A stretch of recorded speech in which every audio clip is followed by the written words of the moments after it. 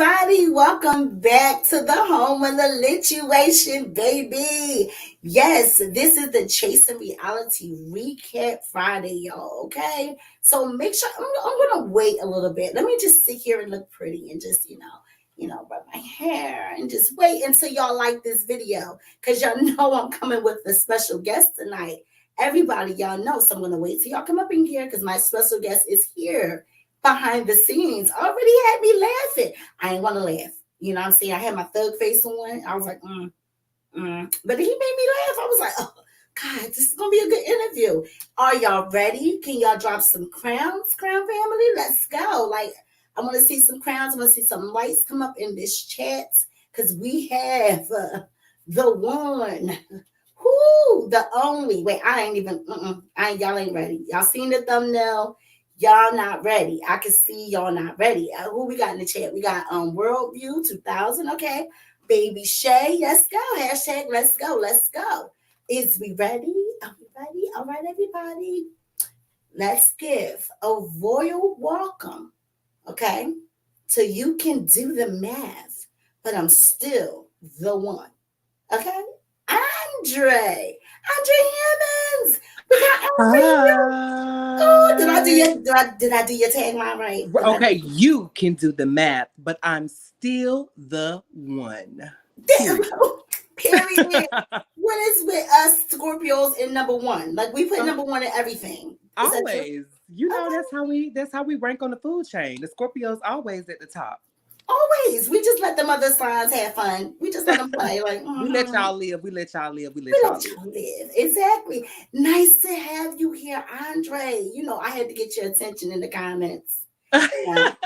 You definitely got my attention, Philly. You definitely got my attention. Thank you so much to you for having me, the Lituation Network, and to the entire Crown family. Thank you guys for welcoming me with open arms. And please don't slay me too much tonight, okay? You gotta watch us because we got stuff in our crowns, y'all. I'm trying to tell y'all, they ain't got no security out here tonight. So, okay, is you ready? We over here, we pop our shit and we keep it lit. So I asked you behind the scenes, anything off limits? You said, hell no. Nothing's off limits. So this is finna be a fire interview, everybody. Please make sure you like, share, and subscribe right now. We about to jump into it. Is you ready? Let's go. All right. So right now, I want to ask you, what are your pronouns? Because I want to always start my interviews like that. So we don't want to offend. We're here to have a good kiki, you know? Yes. Well, you know, it's always he, him. And officially, I put the he in him. Okay. So, you know what I'm saying? That's how we roll. Listen, I put the she and she in, okay? So I know what you're talking about, okay? I love me some she in, okay? So listen. So, all right. So that's good. So we got that. All right. We got that out there, you know. So are you nervous a little bit? Just a little? No, I'm actually really excited. I feel like because, you know, King Payne and our relationship has been developing for a couple years now. For me to finally be here and to be able to be on the platform, like, honestly, I'm honored. I have nothing but love and respect for King Payne. I know it took us a minute to get here, but now that we're here, you know, I can honestly say that I have a lot of respect for him, his platform. And so I'm actually honored to be here. That's so good. Like when I was writing these questions and gathering all the questions, I was like, oh, I'm gonna ask. But then I seen the growth and I'm like, oh, I gotta ask. Okay, so we all gonna get there. We're gonna ride this boat. You ready? We ready? Okay, let's go. Okay. We're gonna start with young Andre, you know. So I was snooping, you know, and I heard you were from a small town in Tennessee. Tell me about your city. Where you from? Yes, I'm from a small town called Summerville, Tennessee. It's about 30 or 40 miles west of Memphis. And I always say it's population. Everybody knows everybody. Like it's the kind of town where, you know, people know your business before you even tell it. They know it. You know what I'm saying? Yeah. But I'm super, I guess, like proud about my roots. You know, I come from a very modest and humble background. My mom was a single parent. She worked hard, you know, to make sure that we always had the things that we needed. And I think for the most part, I have a very strong support system, a very good moral compass, and I just feel very proud about the stock that Andre comes from. That's great. I like that. I love that. Single moms, not we, because I've been a single mom, but then I got married, I Okay, had period. If you like it, baby, put a ring on it then. whatever he better have, like seriously. But I totally get it. I was raised by a single mom, they do double jobs. So you gotta, and then raising a male is kind of hard to kind of do the both jobs. So I kind of Hmm. shout out to your mom, but we're gonna get into your mom too. We're gonna get into that. Okay, so what was your childhood nickname, Andre? I actually did not have no nickname growing up. I was like, why I ain't got no nickname? I was just Okay. always Andre. In the South, like people say your name, like, people enunciate different. So it was always Andre. And for a long time, you would have thought my name was spelled Undre as instead of like Andre because the way that people like enunciate their words. But I've always been Andre. One thing I can say, my mom was very like particular about making sure that accent was over the E. And so I'm very much the same way. I'm like, my name ain't spelled right. Like, let's do it again, run it back.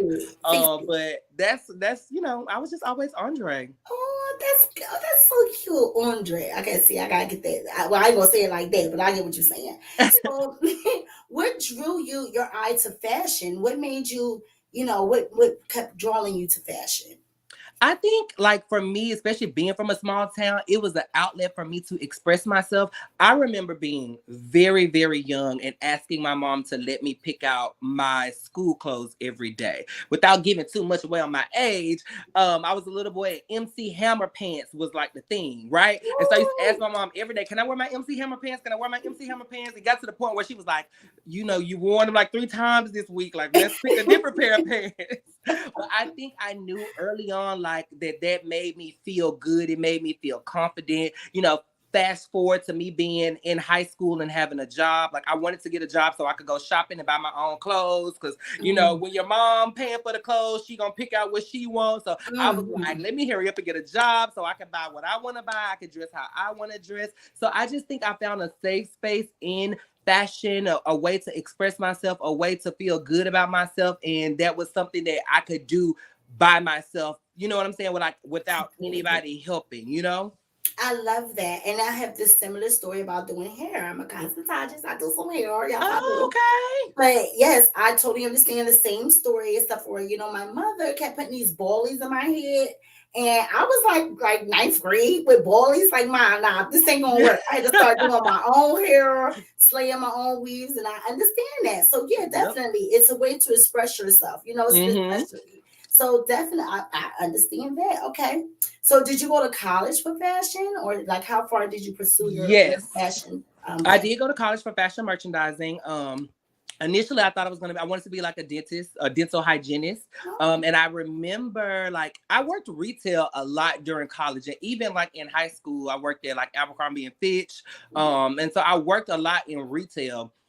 And that's kind of like, I think, what opened my eye to like what career options were available to me if I took it like a professional route. While I was in college, I joined a club called the Fashion Guild, and we basically were like a group of people. I think the first year that I was in it, Rico Chappelle was like one of the presidents of Fashion Guild because we went to the same college. So I was in the Fashion Guild, and that's what kind of opened me up to the creative part of fashion, about doing fashion shows and being a model, and like all of those other kind of creative avenues. And so I think that's what kind of like led me to like the professional part of working in the fashion industry. That's a great way. You went from styling the mannequins to actually seeing like what actually goes into getting the product to the store. So that's a great Exactly. way. That's a great thing to actually. Now, can you make garments? Can you? No, I can't construct like garment. I mean, I took garment construction courses, but I'm not a big sewer. I could do like light alterations, hem, add a button, like light stuff like that. But it's funny because the more that I have gotten into my fashion career, I've wanted to circle back around and take some independent sewing classes and kind of like revisit it. Like, I was always like, especially like, figuring out like my sexuality and stuff like that. Like in college, I kind of was like a little bit of a party animal and stuff like that. So I just did what I needed to do to like get through my courses. I didn't really want to put a lot of extra effort into it. And now in hindsight, I kind of like regret that. But because of what I've done professionally, it's kind of like circled me back to that space. Yeah. Yeah, it's never too late, and that you gotta think about it. Probably wasn't the timing for you because you probably, like you said, you wasn't paying attention that much. So right now it's more important, so you're more focused. You know how Yes. Scorpios are. It ain't important until it's important to us. Yes, exactly, Yeah, exactly. exactly. We make it a point, then it's everybody got to know. Right. Everybody has to focus. I get you. I get you. So, can you describe your fashion sense? Like, who are your icons? Who do you go to? Like, who do you aspire to So, dress and okay, be? I'm gonna tell you, it's funny because like in terms of like, I'm not a big designer person. I've never been designer. I like aesthetic, and so for me, I always like to describe my aesthetic as guy glam. As y'all know, I love sparkly, I love silky, I love shiny. I like to show a little bit of skin. I like to pile on the jewelry because I feel like guys don't always get to feel glamorous. Like I feel like women, you get to get your hair done, your makeup done, and you get to feel glamorous. And so I always like to think about what makes me feel glamorous, what make me feel like, ooh, like you that bitch today, you that guy, you that girl, like whatever it is, like, you know what I'm saying? So I just call it guy glam. That's really my inspiration in everything that I do in terms of my look. Okay, well, listen, you can add a little a lace piece right there to it. Well, now I do dabble a little bit. I put a little makeup on. I'll give a little Yeah. highlight, a little, you know what I'm saying? A little So I can powder. my eyes and all of that stuff. Exactly, Tyra Tortoise. Okay, Period. Okay, there you go. You knew about the hammer pants before. How did you rock parachute pants? You was really obsessed with the I parachute was pants. really obsessed with the MC Hammer pants. Did you wear it with the crop top? Thank How did God you my wear it? mama tried to scale me back a little bit. She like, look, babe, like I know you like the MC Hammer pants, but you can't wear them every day. These are statement pants. These are statement pants. Okay, it was me with the bell bottoms. I couldn't get. I don't know why, because I'm short. So like the bell bottoms just made me look like I had hips when I ain't had none. So I was like, yeah, baby, bell me all the way until they went out of style. So I was like, damn, But everything that is old is new again. Bell bottoms. If you go on Fashion Nova right now, they got whole section of flared leg pants, which is bell bottoms. Bell bottoms, especially for short people. I'm just gonna tell you, anything knee pants is bell bottoms for me. So I'm just gonna tell you. So, I was snooping again, a little snooping. And I saw that you also did some modeling in 2013, being represented by Model Mayhem. What kind of print work we can see you in? Like, what kind of modeling did you do back then? Yes. Okay. So that's funny. That's really what led to me being a stylist. When I left Tennessee, I was assigned model. I had 2 modeling agencies in Tennessee that worked on my behalf. I've done campaigns for like the Marriott that are still active today. Like if you go to like the Grand Ole Opry in Nashville, which is owned by Marriott Hotels company or whatever, however you want to describe it, I'm in all of their restaurant campaigns. And so sometimes like every now and then somebody will send me a photo and be like, hey, I saw you in this restaurant campaign. I've done bridal magazines and for like tuxedo companies and stuff like that. I've done a lot of like in the tech space as well. So like, I don't know if you are familiar with Assurion, which is like a cell phone insurance company. I'm in a lot of their marketing and training material. So I did a lot of more commercial modeling as opposed to like fashion modeling. I was more of a commercial model. And that is what kind of led me into the television piece of like my career. Because when I left Tennessee and I came to LA, obviously the market is super competitive. I had a hard time trying to find like an agency that would represent me and stuff like that. But that is what kind of led me into styling, because I was like, well, I have all of this experience being on set. I know, a little bit of the ins and outs of like what it is like to work in the business.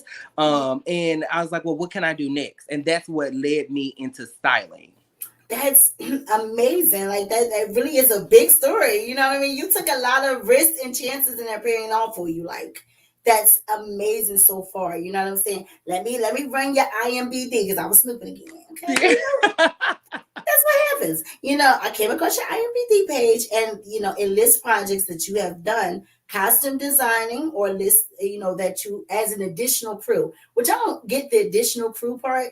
Like you were there, you know what I mean? You did something. So not additional crew. Because sometimes like additional crew, that's like more of like an error on the production company part. It's like they don't put in the right credentials, and then IMDb just will list it as like additional crew. But essentially it means that you either were a talent or you worked on the show in some capacity, and instead of not giving you any credit, they trying to give you some type of credit. Yeah, I know that. Listen, I was a background. I told Poetic that I held the cup inside of Mare Easttown. I was the best cup holder. Like Okay, you can't tell me Period. As nothing. you Okay, should. listen, and I got that 250 for that day too for holding that cup. Boom. Okay. All right, that's an easy coin. So listen, let me let me run your IMBD. All right. So it says you have projects such as Twisted Twin, Calling for Love, Beware of Mom, Blind Fire, The Legend of Jack and Diane, Lion Girl. What was your favorite project out of the ones I list Oh gosh. that you worked on so far? Oh my gosh, it's so hard because all of those projects were like in the last maybe 2 years, and they were like the beginning of my costume designing career. But I'm probably going to say Lion Girl because it was probably the most complex show that I've worked on in terms of wardrobe, in terms of, and I wasn't even the designer on this one. Like that was a project where there was like another designer and I was the supervisor. Ooh. But the wardrobe was just phenomenal. Like one of the lead guys is the guy that plays the original Jason. And you know, Jason, like you never really see his face, so you don't know what he looks like, but it's this massive, huge guy or whatever, and he's the original Jason. And so sometimes, like when I'm working on these projects, you know, the thing about being in the entertainment business is a lot of times people put the value on who's the most famous or the most recognizable. But there are so many people in Hollywood that are consistent working actors and actresses that have worked for decades, that have amassed so much money and that have so much clout that you don't even know about. And I find it to be fascinating when I meet some of these people, just their credentials, their resumes. And it's a reminder that, you know, I'm in these spaces and that you can do so much and everybody not necessarily know exactly who you are, you know? Exactly. Like Jason. Oh my Yeah. God. Yeah. I was like, what? Like Yeah, it was man, crazy. I'm still listening. I don't know about you. Are you a horror film buff? Are you like I'm not that big of a heart, you know, and oddly enough, the fact that I work in film is kind of odd because I'm more of a reality junkie. I watch everything reality TV. You know, I work on a lot of Lifetime movies, and I did grow up watching Lifetime movies. So to even be in the space of now doing wardrobe and costume on Lifetime yeah, movies, even that is kind of like, you that's know, big. but yeah. Yes. So also in season one of Chasing, you say you had ties to the Black Ink Crew, Loving Hip Hop, and Real Housewives of Beverly Hills. How so? How did you get in those spaces? So a lot of my work as a stylist actually started in the reality TV space. One of my first clients was Diamond from Crime Mob, who at the time was on Sisterhood of Hip Hop, which was like I think on Oxygen or something like that. So Mm-hmm. out the gate of me deciding to be a stylist, I literally was automatically just thrown into like that space. Like I filmed 2 seasons of Sisterhood of Hip Hop, although I only made it to air on one of the seasons. I filmed 2 seasons and I was with the production every day for like 3 months. You know what I mean? And that was just because I was styling Diamond and she didn't know a lot of people in LA. So she would bring me to set with her every day. Oh. And yeah, so then there was like a publicist or something like that that reached. Oh, I remember. So a part of this business, and the thing that a lot of people don't realize is that you need to like build contact. So I spent like a solid year interning for another stylist that was working with like, I think he was working with Erica Mena at the time. So we were working with Erica Mena, and Erica Mena's manager managed some of the people from Black Ink Crew Chicago. So then when they were looking for somebody to start styling Ryan Henry, that's when I got the call to work with Ryan. And then through Ryan, I ended up meeting Charmaine and Kat. And of course, they a lot of them, they all lived in Chicago, but they will frequently come back and forth to LA. And that's how I kind of got plugged in with the Black Ink Crew. Through my work as a stylist, I started working with a digital and print magazine, and I was the VP of marketing and communications. And so I would oversee all of the cover shoots. So I reached out to one of the housewives about being on the cover, and they accepted the invitation, and then they offered to put us on the show as well. And that's how I got tied into the housewives. And then Love and Hip Hop, I think it's just more just like word of mouth, hanging out with Kat. You know, I would meet some of them and like, you know, kind of be in close proximity with them. And that's what led to me. I had an event series and I invited a lot of the Love and Hip Hop people to be a part of my event. It was called the Celebrity Sipping Shop. Ooh. And basically I would get influencers from reality TV that had products to come and sell their product at my pop-up shop. And the very first one, I invited Amina, Althea, Mr. Ray, and like a couple other people, Laura Govan. And that's how I got connected with Amina and all of them. And so some of those relationships just continue to foster and organically grow into bigger, more, stronger relationships. It's the networking. Listen, us Scorpios can sell salt to a slug. You know that. Period. You know that we got the gift together. Look how I got your attention. You know, Mhm. it just works out that way. You know, so definitely with Ryan Henry, this is amazing because I just got my big shoulder piece tattoo with Ryan Henry. We know Did each other for a you? long time. Yes, I'm actually friends with. Okay, so Jeremiah, you know how he's connected with Ryan, Right, the baby so mom. the baby mom. So Uh-huh. actually, Rachel, Jeremiah, that's her name. Rachel. Yeah. yes. So Jeremiah is also cousins to Willie Taylor from Day 26, which I also do. I know with Willie him too. in a group. Yes, so we know people that know people, and I'm a Yeah. people. Oh, that's not nice. That's not nice, Chica. See, we missed so much opportunity, girl. So much. See, that doesn't make no sense. So I'm glad we didn't let all of that come between us, and you're here with us now today. You know, everybody, y'all make sure y'all are liking this. This is a moment right here. This is a big moment, okay? Right. We got Chica and my Andre. first time at the lituation. Y'all make sure y'all like, subscribe, share, all of that good stuff. And it won't be my last time. You can bet. You heard it. See, you heard it. You heard it, y'all. So are you down for playing a game with everybody that came on with Poetic, with Rich Bomb, and now, you know, Nicole? We did play the game with Nicole, but I don't think we scored her. But let's see, are you competitive? Like, you know, Scorpio, I think I'm very competitive. So let's do it. I want to win. Oh, let's go. Let's go. So because you don't have any music, we decided to, well, not yet, because Poetic dropped some tea. He said that you was on a little track with him. Can you tell me about that first? So I am dibbling and dabbling in a little music these days. And I'm not, I'm not giving up on my career in fashion. I'm not, you know what I'm saying, proclaiming to be the hottest new rapper, but I can push a pen a little bit. And I did a project with Poetic that I'm super excited. I can't wait till you guys hear it. And it really inspired me to do something of my own as well. So I have what I did with Poetic, and then I have a little something else coming from me. Let me find out your alter ego. What's the alter ego name? What you gonna name it? Him. Him. I know that's right. It's him, period. I mean, what else? Like, there you go. I love it. Okay, so the game is, I'm going to read you some lyrics from your fellow castmates, and you tell me who that castmate. Who said that? Who said that? Who sung that? So if you can tell me who sung that, you know, you get the point. You know what I'm saying? Is you there? Okay. Right. Okay. All right. Woo, I ain't gonna start with that one because that one, you know, you should know that one. Okay, so here we go. Say it with your chest, little nigga, because I ain't gonna budge. To the shots fired, it's a shame. It ain't none of us. Ain't none of us. And them shots I mean, that sounds oddly aggressive, so I'm gonna say the bomb.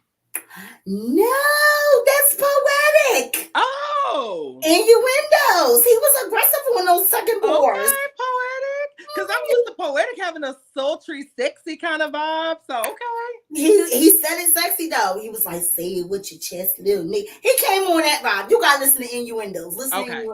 I just listened to Innuendos with him, so I feel bad. Sorry, brother. That's Innuendos featuring Red Divine and Slim Shot Photo. Listen, that was him. So, all right, is you ready? Let's go. Okay. He a nasty ass freak. He let me piss in his mouth. He a neat freak too. He keeps a clean house. Who lyrics is those? These my cast members?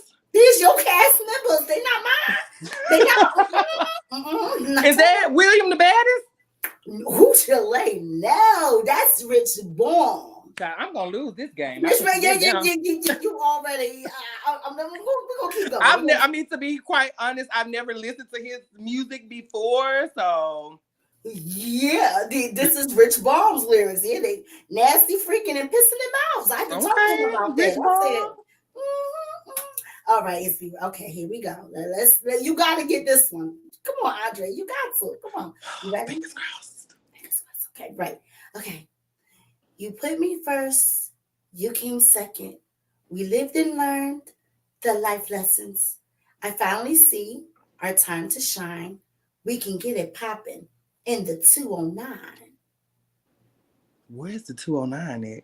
was trying to see if she can. I'm like, maybe if the zip code can help me, then I might be able to see. Damn, I'm so sorry, y'all. I don't know none of y'all music, and I feel so bad. And you suck. I feel so bad. Okay, let me think. Who else? Is that Jayla? Yes. Okay, yes. Finally. Woo, woo, woo, woo. You better have. I was gonna say that your friend. Okay. Oh, yes, God. that's roll up by Miss Jayla Jamon. Okay. You put me first. You came second. I can't sing, so don't even. Yeah, girl, you got that. Yeah, I try. All right, so we're gonna give you one more. I hope you get this one. I'm not sure, but we're gonna see. Do what I want because I can't and I want to. Haters mad because you ain't. Oh wait, because you can't and you want to. Is that the official? K-Van! The official Periana to the period. Period. Yes, that is great. By official K-Van. Yes. And that just dropped it. You know the lyrics. Okay. I enjoyed that song, okay? I pray that God keep these fake niggas from around me. Okay. Yes. They don't want to see me win. Yes, because they only around me for the benefits. Okay, he said the benefits, baby.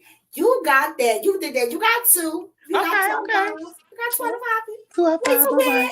Not great, not bad. I'll take it. You tied with Rich Bomb. So far, Poetic is the king. He's holding the crown of the lyric. Yes, he really shocked me. I was like, yes. Okay. Poetic has some words. Okay, Poetic. So, now that we did the little game, we got to know Andre. Now, I got to pull out the legal pad for you, Andre. Now it's about to get steamy. Okay. It's about to get messy. It's just juice now. Let me take a sip of my juice. You might want to put some tequila in that juice. Because you see this. This is the question. Oh, my God. Oh, those questions for me? Oh my God. Okay, let's go. Listen, I put out a poll and your fans, they were in there deep, baby. Okay. Dang, so okay, let's go. These are the questions. Okay. So how did you hear about the Chasing series? I know you explained it on season 1, but how did you, hear about it and audition for it? So originally I was following Q on social media because part of my journey in this entertainment business is that I was a media correspondent and he was a media correspondent and radio personality. So I guess perhaps because we did the same things, we came across each other's social media. We knew a lot of the same people in Atlanta. And so that's how I came to kind of like follow him.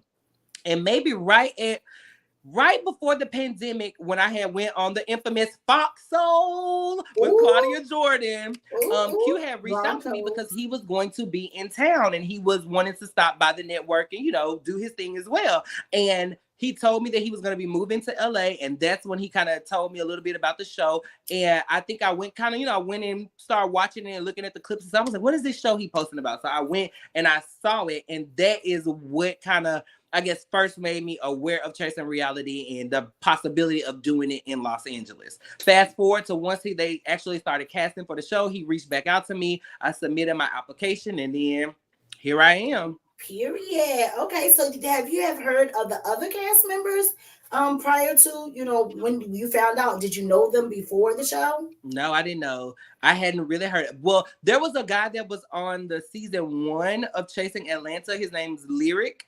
Lyric and I went to college together. So I knew him very well from my Nashville days. Like literally we were freshmen living in the same dorm, yada, yada, yada. So I knew him. And then I came to find out that he was on the show as well. But outside of that, I really didn't know anybody else. Wow. So you were just fresh. Like all this is just ready to go because you hadn't done reality TV yourself. You styled for reality TV. But is this your first reality TV series?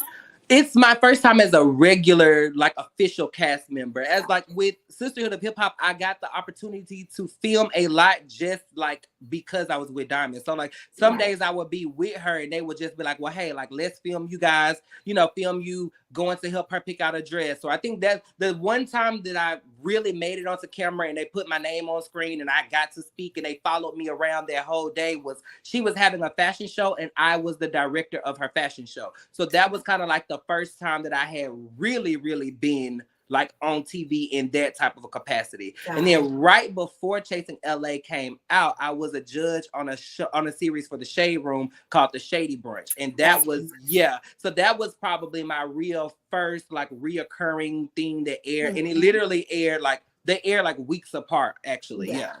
And you're also missing something. You got to toot your own horn. You also did a styling competition show as well. Oh shit, I forgot about the Look All Stars. Yeah. I forgot.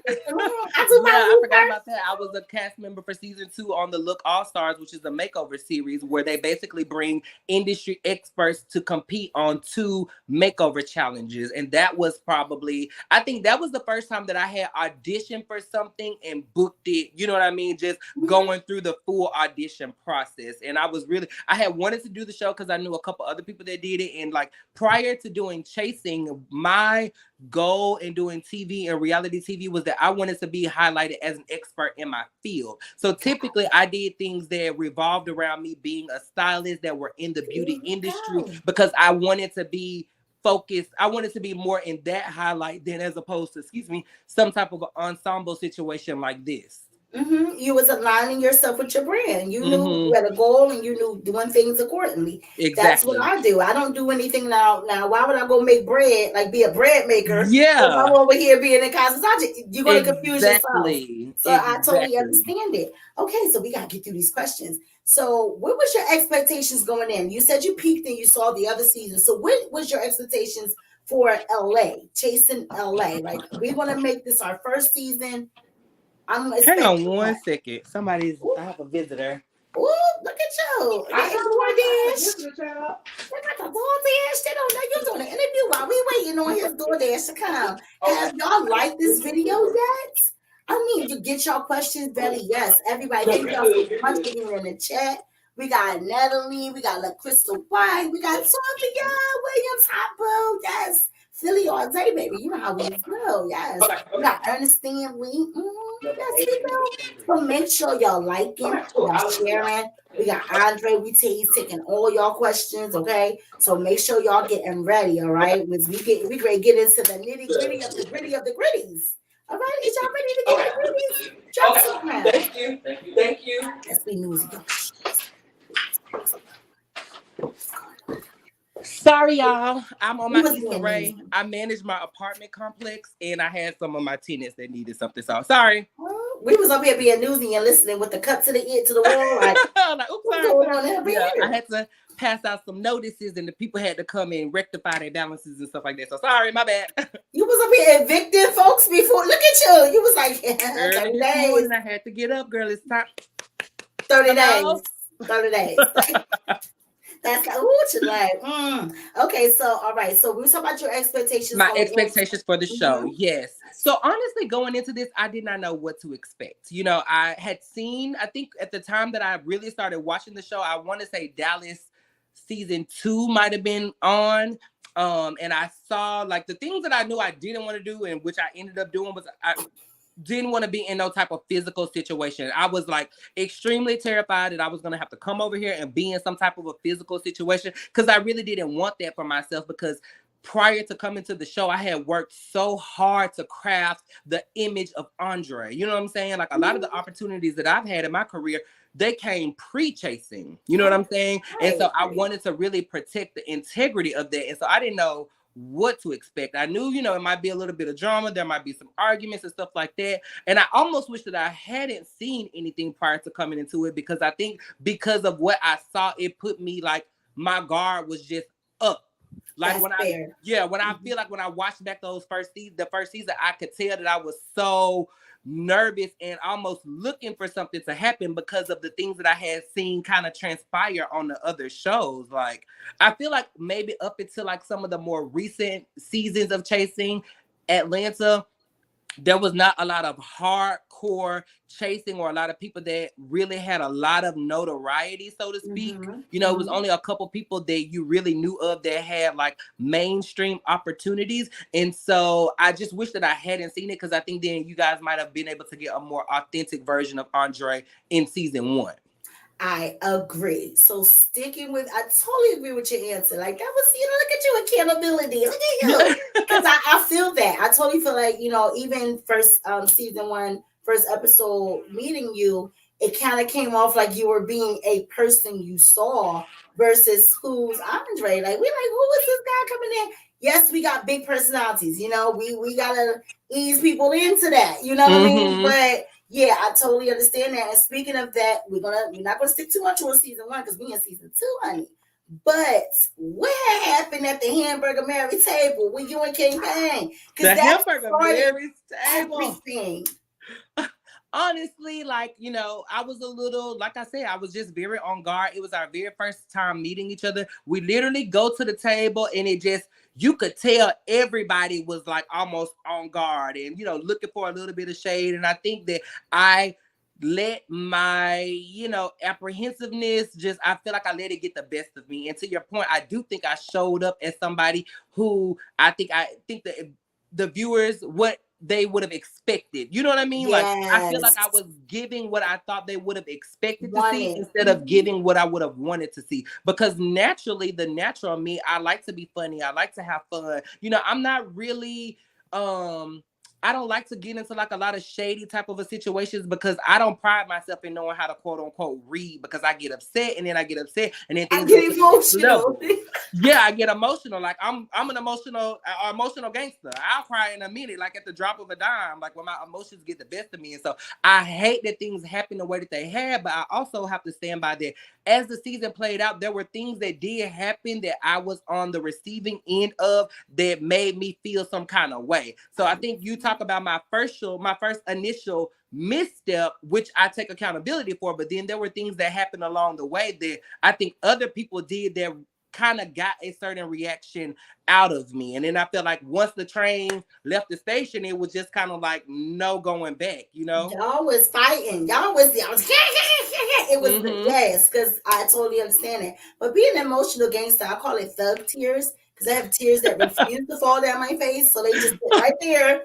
And I'm like, you just go back up, just go back. Yes, I understand it. Because it's more of a, like, what you would have been a good friend to this person. Yes. But it hurts you more that y'all are at odds than actually at peace. Yes. So I totally understand that. Andre, I came into this interview waiting to fight you. Like, we fight after this. Like, I'm serious. I'm like, from episode 1, I'm not gonna lie, like, it really got in me, like, wait, why did you come in so hard? Like, and I could tell more so the production was giving y'all questions, icebreakers, that y'all were drunk, and it all turned, you know what I'm saying? It just went, it was like, boom. Like, can you sprinkle in some of the other things that happened that, in the words of friend, were just egregious? You think you sprinkle in the fan, and you sprinkle in allegations, and you know what I'm saying?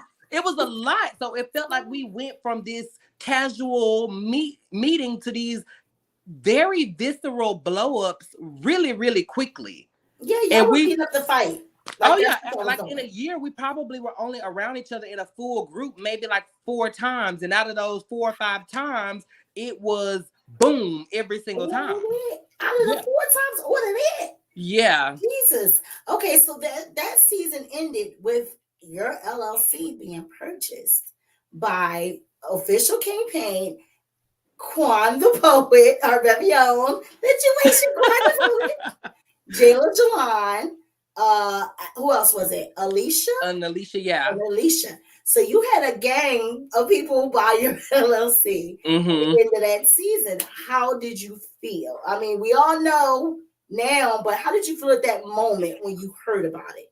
I was pissed. I think you could even see in the video, like as it was going, like I almost looked blank in the face. I looked blank, and I just remember telling myself, stay calm, stay calm, stay calm. And then as the paper, and like, let me give you this tidbit.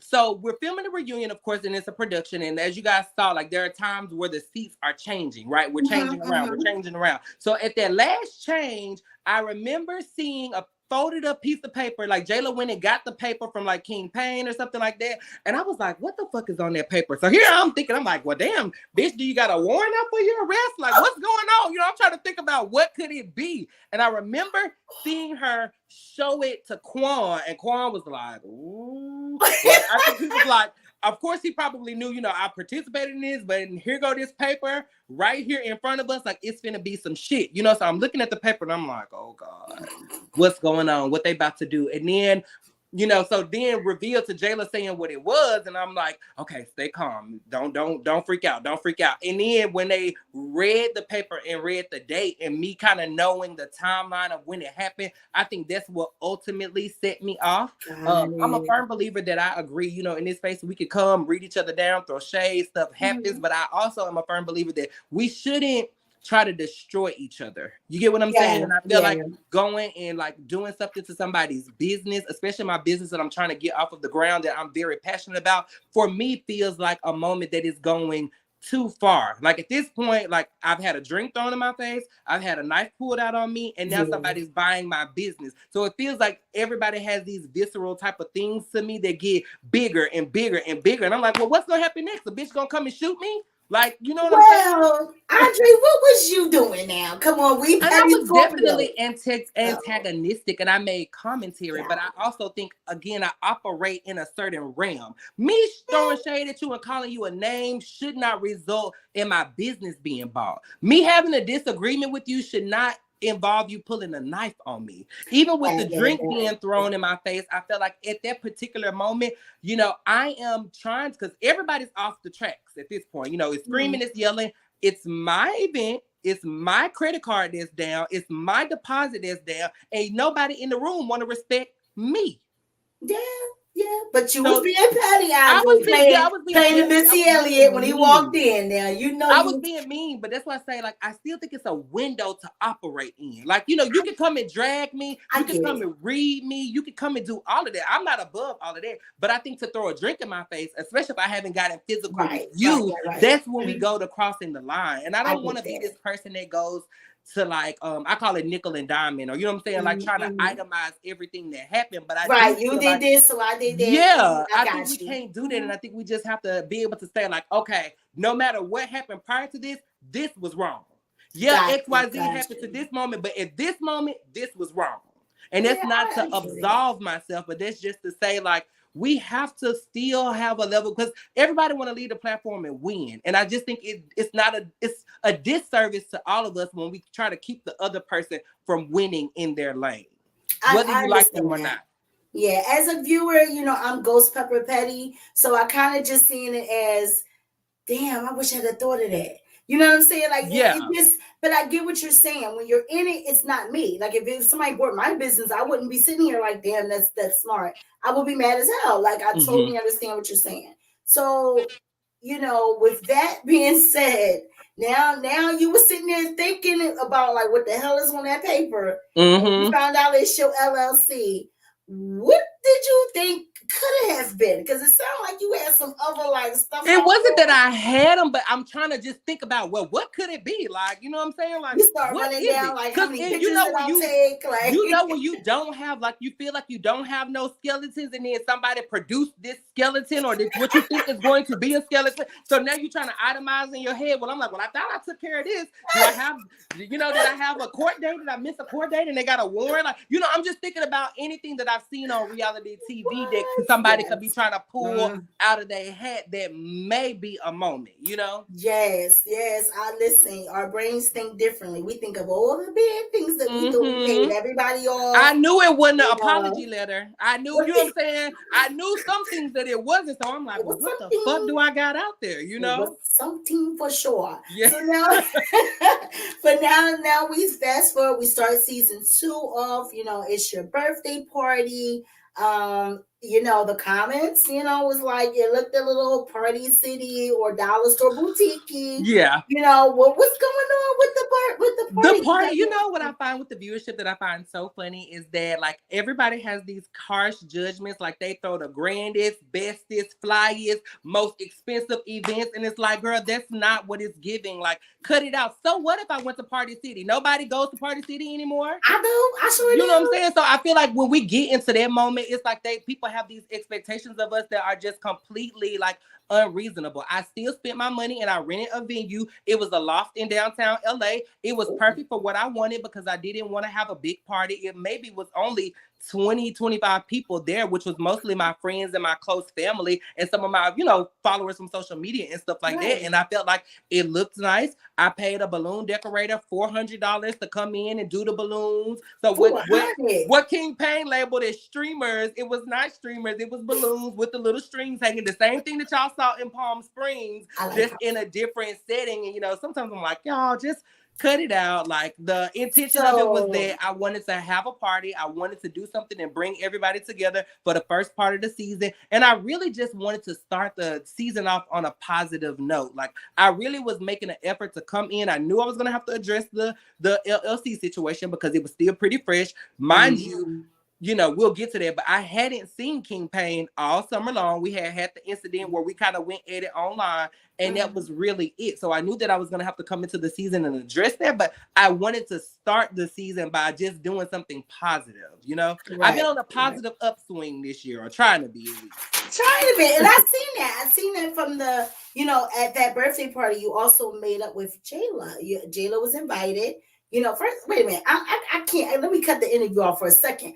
You said $400, sir. Let me explain something to you. You may come to Philly and pay a crackhead $150. And yes, I paid $400 for the balloons. And that's because like the original balloon person that I had, we had like a miscommunication about, the times and da-da-da-da-da. So it turned out that the original balloon decorator that I had, this is like hours before the party. I kid you not.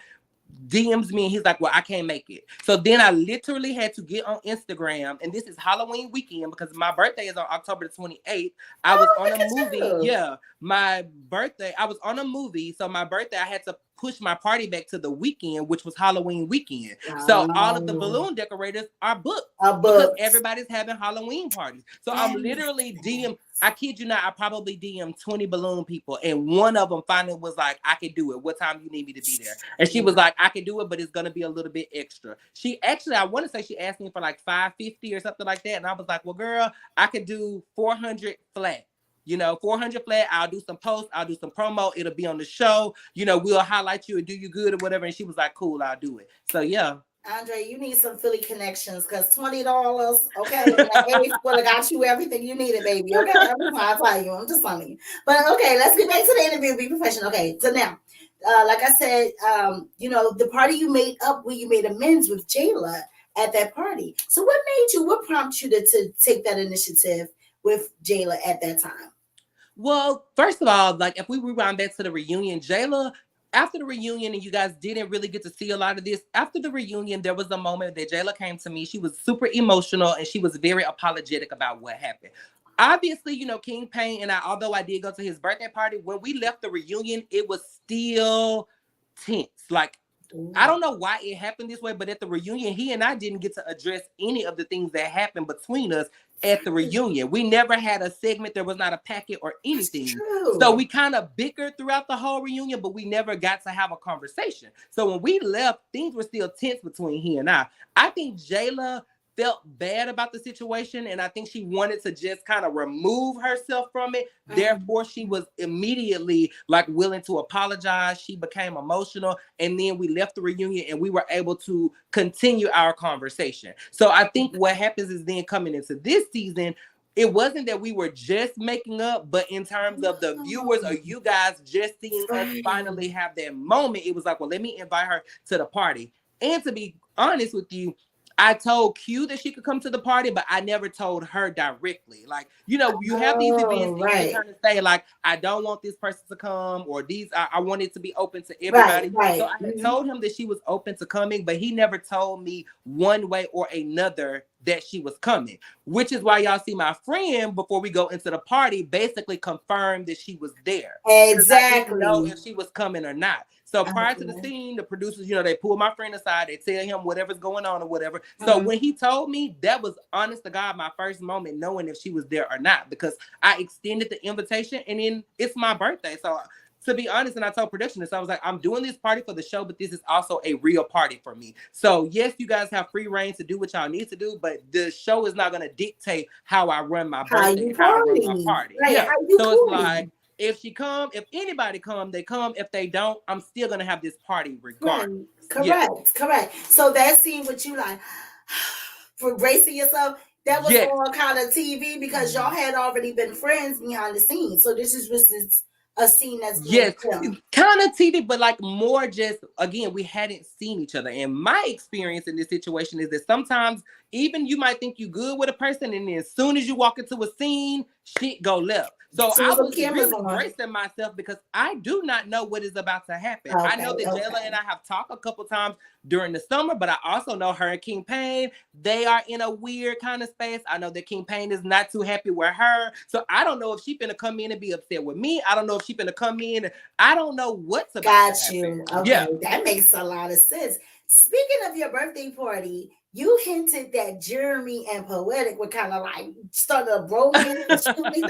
What was that about? Was that some tea? Was that some Well, you tea? know, they was, I think they both two attractive guys. Poetic, y'all know he loved to show the body. As y'all saw at the party, he had his little sheer shirt on, his Right. shop him pants. So, he came in doing what he do. And I think he got Jeremy eye. And I was like, we about to have another banging on the dashboard moment. Ooh, baby. What? Stop playing. I cannot. But yes. So it was, for the most part though, like it seemed like it was very mild, very neutral. I don't know, like, what real conversations they had or whatever transpired between them, but I was like, I'm feeling a little chemistry. Okay, I'm like, somebody get some birthday cake tonight and it ain't me. Ooh, so also Poetic, we fast forward where you filmed a scene with Fly King Eye as for his products, that everybody said that scene was fake, that it was no filming the camera, that it just was a scene, whatever the case may be. But you filmed the product scene with them, and y'all spoke about something that happened at your birthday party after, without all the cameras being there.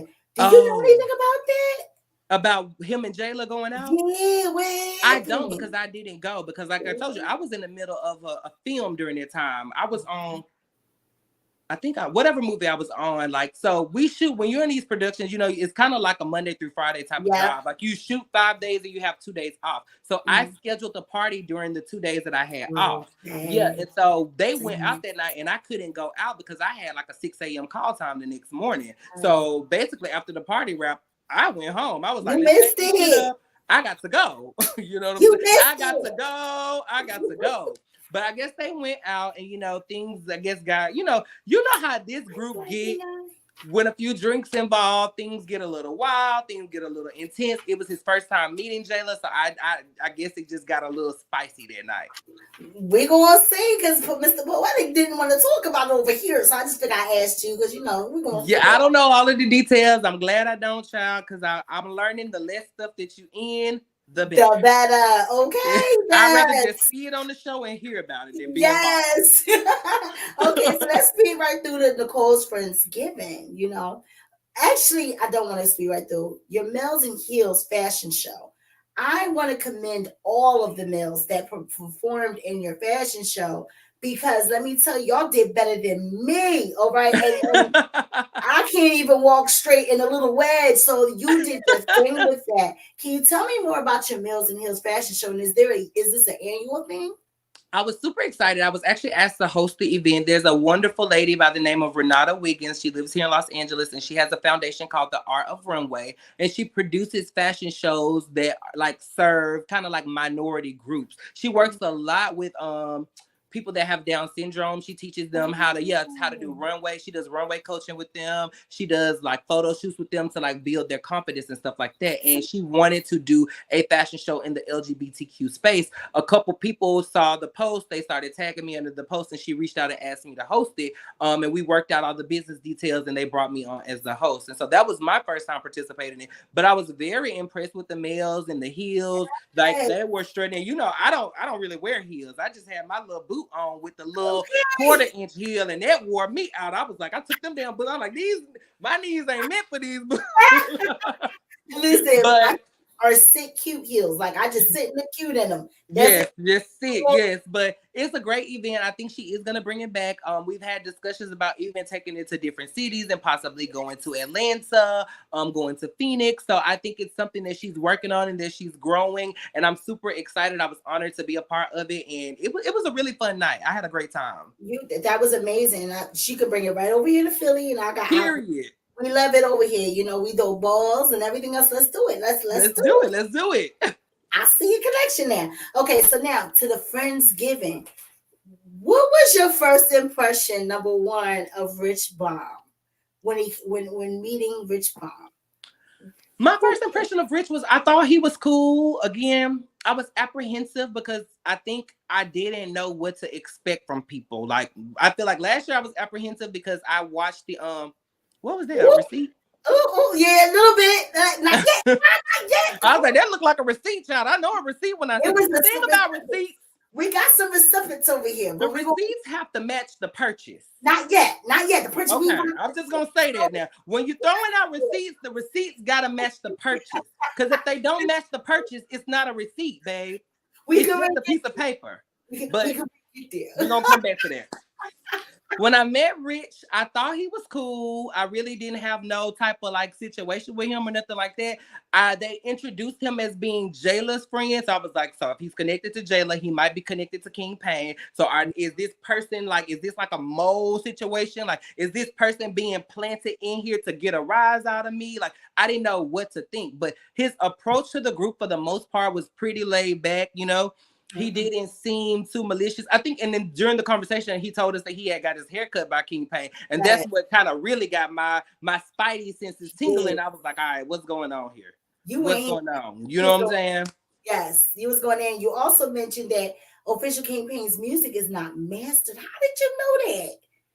Did I say that? I did. I said, I was like, well, you know, at that point, Philly, my gun was locked and loaded, and I was just ready to come in and start spraying shots everywhere, to be quite honest with you. So I didn't really necessarily know it to be a fact. You know, I don't know the process behind what he does behind his music. And to be quite honest with you, 100%, I was taking a shot because I was still saucy about the LLC situation.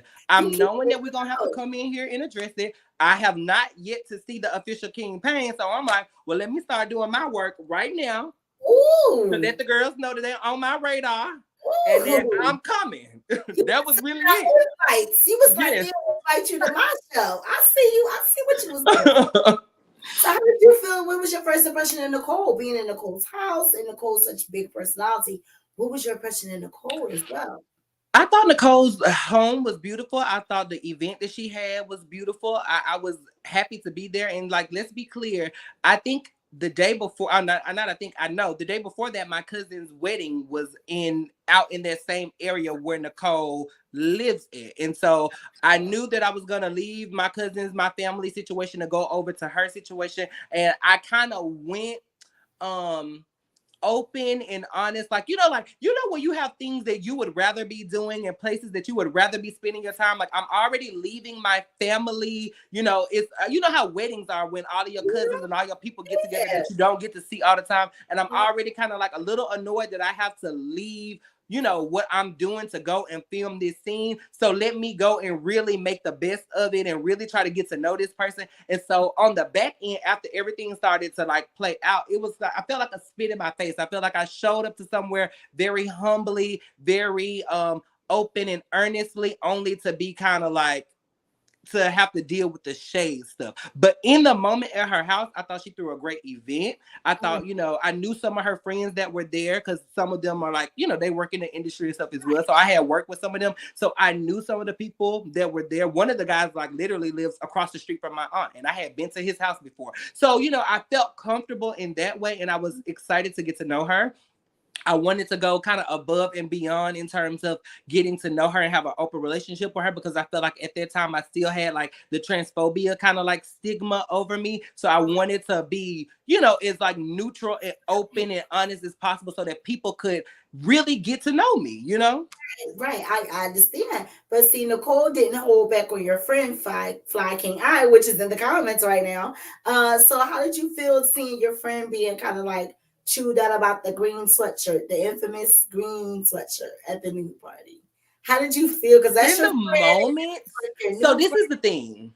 In the moment, it really didn't bother me as much because honestly, in the moments, it did come across as playful and lighthearted. It did not seem malicious. You know, she said her little stuff. She said it directly to him. I'm all about, I think a big thing to me is saying what you have to say to the person. I know somebody might feel like that's contradicting because I've said things about King Payne. However, the reality of it is that King Payne and I have battled in person. We have battled online. So in the way of me saying something about him that, you know, I've never, it's not like I've ever said anything to him that we have not hashed out and dished out to each other, if that makes any Right, sense. So right. in that moment, I respected the fact that she said what she had to say. It was her party. I also, to give like piggyback to what I said earlier, I felt like we all made an effort to go out of our way to be there because nobody have to go to anything. And first of all, let's talk about logistics of a reality show. Okay, if you're Okay. filming a reality show and you come into an existing group of friends, it behooves you, the new person, to have the existing people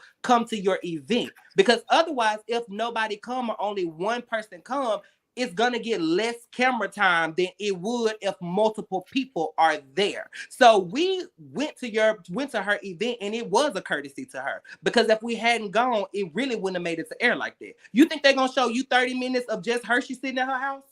Oh, Andre, you come locked in. No, you said you was gonna pop your shit. You said it. And more so than anything, I'm setting the record straight, and I want to be clear. I want to be transparent, because then the narrative is like, well, nobody had to come and da da da da.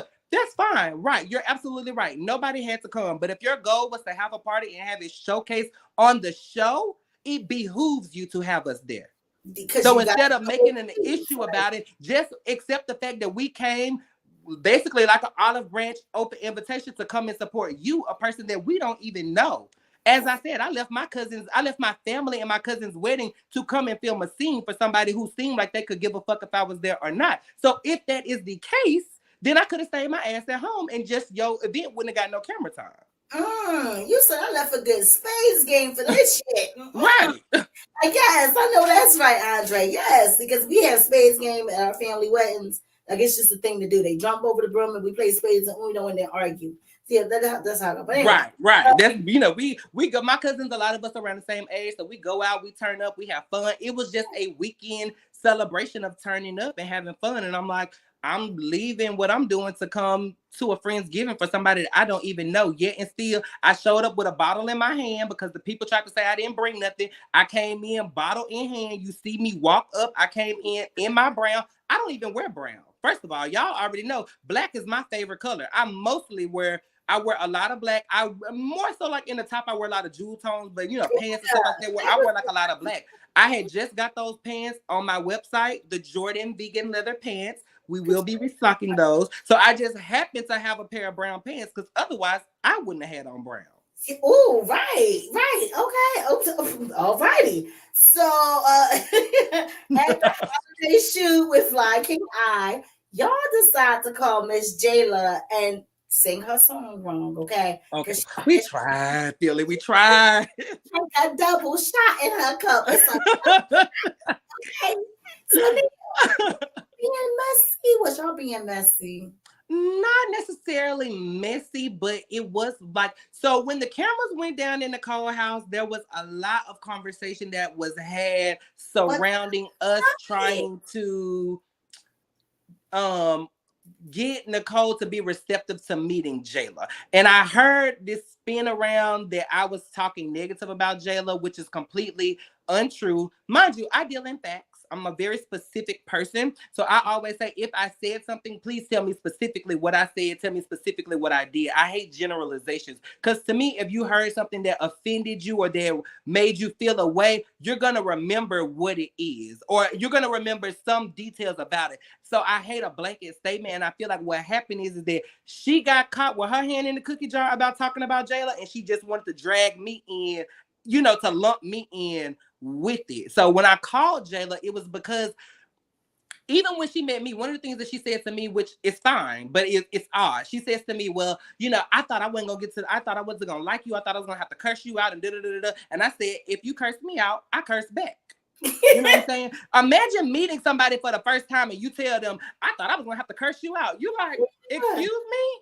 Yeah. Is that how you meet a person? So in regards to Jayla, I found it odd what she said to me and then the conversations and the comments that she made about Jayla. So, you know, me knowing Jayla is super sensitive, okay? Jayla is the type of person, if she like thinks that you are kind of like coming at her, she's gonna feel away. So I'm thinking in my mind, I'm like, I don't want to be in no type of a situation with Jayla because we're just getting our friendship off the ground where she questions what my intentions are because of what somebody else is doing. So for me, it would serve me better to just let her know in this moment that somebody is possibly making comments about you. So when you come around the group, be prepared that something might be said that might rub you the wrong way.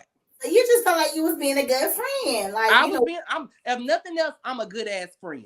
Yeah, like we starting this friendship and I'm here with somebody throwing shots at you, and then it's gonna look weird because we already got history of us not getting along. Yes. Think about it in the clip. So in the show, she got mad at the Fly King for repeating the Chasing Tropicana comment, and Jeremy was actually the person who jokingly said it in the scene, but she got mad at the Fly King. So that's an example to show you that if she feels like you trying to do something that feels a little funny to her, she's gonna feel a way about it. I know this about her because I'm building a relationship with her. Got it. Okay, so you wasn't being messy. You was just looking out. Like I'm just looking out. And Nicole, to be fair, is the new person on the cast, so you kind of gotta, let it go. Okay, so let's go forward to the Diamond from Crime Mob, the concert. Y'all was over there rocking your hips, waving and snipping. You know what I'm saying? You guys. See Nicole again with Rich Bomb and that scene, the hotel scene with Poetic meeting Nicole for the first time. So my question to you is, hearing her again throwing the shots at Fly King I. Why didn't you pull out your phone and FaceTime Fly King I like you did Jayla just the scene prior? Well, because I knew that the Fly King I was going to be coming the next day. I had already knew that he was going to be coming because I had already talked to him. So the night of his battle rap was the exact same night of my hosting with Diamond. And so he had told me that he was going to come out to San Diego the next day because we had some events lined up that we were going to do in San Diego. We were supposed to go ice skating, but ice skating sold out, so we weren't able to do it. I know, I hated that too. But so he had come to San Diego anyway. We were supposed to go to brunch, we were going to go ice skating, and we were just going to spend the rest of the day in San Diego. So I already knew that he was going to come. But it kind of like, I also didn't expect her to say anything about him, and it really did catch me off guard because it was like out of nowhere she just started taking shots at him or whatever about the green sweater or whatever. And I just felt like, well, like, what is first of all, this is my night. This is the night of my booking. I've extended this opportunity for us to all again come and try to bond and get to know each other. And I felt like you were being negative and nasty and rude, and I don't understand it. And then I hate when people do this thing where they be like, oh, well, you a stylist and da da da da. I style, and this ain't like, how do I say this? I style on a professional level. I don't just style my friends because they my friends. This is what I do for work. If a person paint houses, they not just going around painting everybody's house just because they paint houses. You get what I'm saying? So then when you try to do that, when you try to do that to shade him and then do it under the disguise of, well, you a stylist, why didn't you style him? Bitch, because that's not my job. Like, excuse me, not that bitch word. Because do you? Babe, because that's not my job. My job is not to style him. I didn't know what he was wearing when he came to your house. I didn't see him till I saw him outside because we arrived around the same time and I got out of my car and I sat in the car with him and we talked or whatever. But I didn't come with him. I don't know what he's wearing. And it's not my job to police a grown adult about what they're going to wear. And as I stated earlier, I don't wear brown. So it could have easily been me there not in brown. Right. Oh, right. Like you lucky I even had on brown. Yeah. So it's like, what is this? You're making this an issue and it don't have to be an issue. Like this, to me, that time would have been better spent in us actually getting to know each other or continue to getting to know each other. And then, if you want to address him about it for a second time, then do that when you see him. Because you already addressed him about it once on the spot. Right. So at that time, it was kind of given like, okay, do we have anything else to talk about? Yes. Yes, and I think I heard her say one time, like something to the effect of like, well, that's the only thing I know. I'm going to bring up the only thing I know. So if that's the only thing you know, why not spend time getting to know something else? Well, okay. Go ahead, Andre. So now, after I want to ask you, what did you think about Nicole's twerk and her Versace robe? You know, her little twerk. As I stated in the scene, it was a little stiff. Ooh, Chile. It was stiff. It It's was like this magazine. a. Ooh, I'm trying to shake it, but it ain't moving. It was a little restricted. So, that was my thought on it. restricted. Okay. You said restricted. All right. Now let's move forward to the brunch. And that's when you decided to say, okay, you know what? My friend here, you knew your friend was going to be there. Mm-hmm. The comments are kind of asking, are y'all a thing? Is this an Andre Kang thing? Like, is it an I'm Kang thing? Or y'all just No, friends? it's not. We are just good friends. I feel like we have a lot of like similar things about us. We both like sparkly, we both shiny. He has his business. He knows that I'm trying to build my business. So it's really, I feel like we just genuinely hit it off very, very well. This is somebody that in real time I speak to at least 4 to 5 times a week. And I'm talking about not just talking on the phone for 10 minutes, like, hey, what you doing? Da-da-da. We'll be on the phone for like 2 hours, like, talking about a lot of stuff because we're actually friends. And so it's like nothing like that at all. Like, you know, So I like nobody. my men a little dominant. So like, that's my sis. I love you down. That's not my man. Did not you mean? Okay, I Right. that platonic as well. And you speaking of the shiny, now I wouldn't be Philly Chica over here. They will be calling me out like you a Ford Philly if I don't address it. Yes, Andre, I've been saying you've been sweaty a lot. And I've been asking a lot of people, like, why does Andre look like he just walked in from the rain on every damn scene? But they have been explaining to me that you have all this chocolatey skin and that you use a lot of baby oil. So No baby oil. First of all, I don't put no petroleum on this body, baby. It's all shea butters. It's all like I'm totally into skincare. Like that's another thing that I love about Fly King because I love his product. His product is amazing. I use it religiously. Shout out to Royal Flyness. Get you some today. In terms of my face, I've always had campaign slogan. Hold on. uh-huh. Okay, that's the official campaign. Get What? you some today. That's Oh, his. can we say that? I didn't know y'all. Y'all tapped into everything King Payne do. I don't know all of his slogans. I don't know all of them. But Yes, that's the official campaign. Get you some style today. So yeah. I have a naturally oily type skin anyway. Like this last episode, I was like literally, like, I could tell how like shiny I look, but I just have a rich skin complexion. Like it just is what it is. I personally, especially growing up, like being teased about my skin color and things like that. As I got older, I learned to embrace and love my skin. So, child, if it's looking rich and shiny, that means I'm nice and moisturized, I'm hydrated, and the skin is glowing, and it's just doing what it's doing, child. You can Yeah. look in this thing and see your reflection. Get your makeup together and keep it pushing. You go on this. I love it. Okay. Yes, Crown Family. We're gonna take all the questions in a minute because we're about to get into all the juicy of the juiciness. We got to talk about the we just met each other mixer. Again. We just met each other again. Again. Andre, what was your thoughts? First of all, you got to meet William the baddest at that mixer, right? So what was your initial thoughts of seeing William the Beast? I've known of William for many years in LA, like through the Hollywood scene. Like I'm pretty sure I remember one time I was coming, I think it might have been the season 2 of Black Ink Crew Chicago, and I was with the girls and I was getting ready to go to my Uber and we saw each other like crossing the street and we stopped and we talked. So I've seen him out in a social way for many years. We had just never had no real type of conversation or had never interacted with each other. We were social media friends. I had already heard through the grapevine that he was a part of the show, which I wasn't supposed to know, but somebody had spilled the beans early on. So I already knew that he was a part of the show. And funny enough, I'm gonna tell y'all a funny story. I don't even know if we've never talked to this. Prior to me knowing that he was on the show, I invited him to come to the Mills and Hills fashion show. What? Because we had been interacting on social media and I wanted to get to know him. So I was like, well, come out to this show. I'm hosting the show. I had also seen him in the comments of Chasing Reality before. And so I knew that he wanted to be a part of the show. So I was kind of like, well, let me invite him to this fashion show and, kind of feel him out and see what he's about. I guess at that point he knew that he was on the show and I guess he had to kind of like still maintain a low profile. So he opened my DM and he left me on red. Or he was getting that ass beat over there on Bad Boys Club. No, because he was on Chasing first. He was on Chase. Yes, he was on Chasing first. So this is pre getting that ass beat at Yes, Bad Boys? this was all pre Bad Boys. Like he went and did Bad Boys shortly after the We Just Met Each Other Again mixer. He should have stayed on Chasing because I know they beat his bulk. That bulk was on the other eye, baby. Yeah, I ain't seen all the Bad Boys. I know it's kind of wild. I haven't seen all of it, but I said that to say that, when I first met him that night, the only thing that struck me as odd and what left a bad taste in my mouth was that when he came in and did the spin around and did all of the stuff that he did, it was like, then he didn't even say hello to me. He did not acknowledge me. He did not say anything to me. Greetings from Germany. Shout out to Germany. The lituation is worldwide.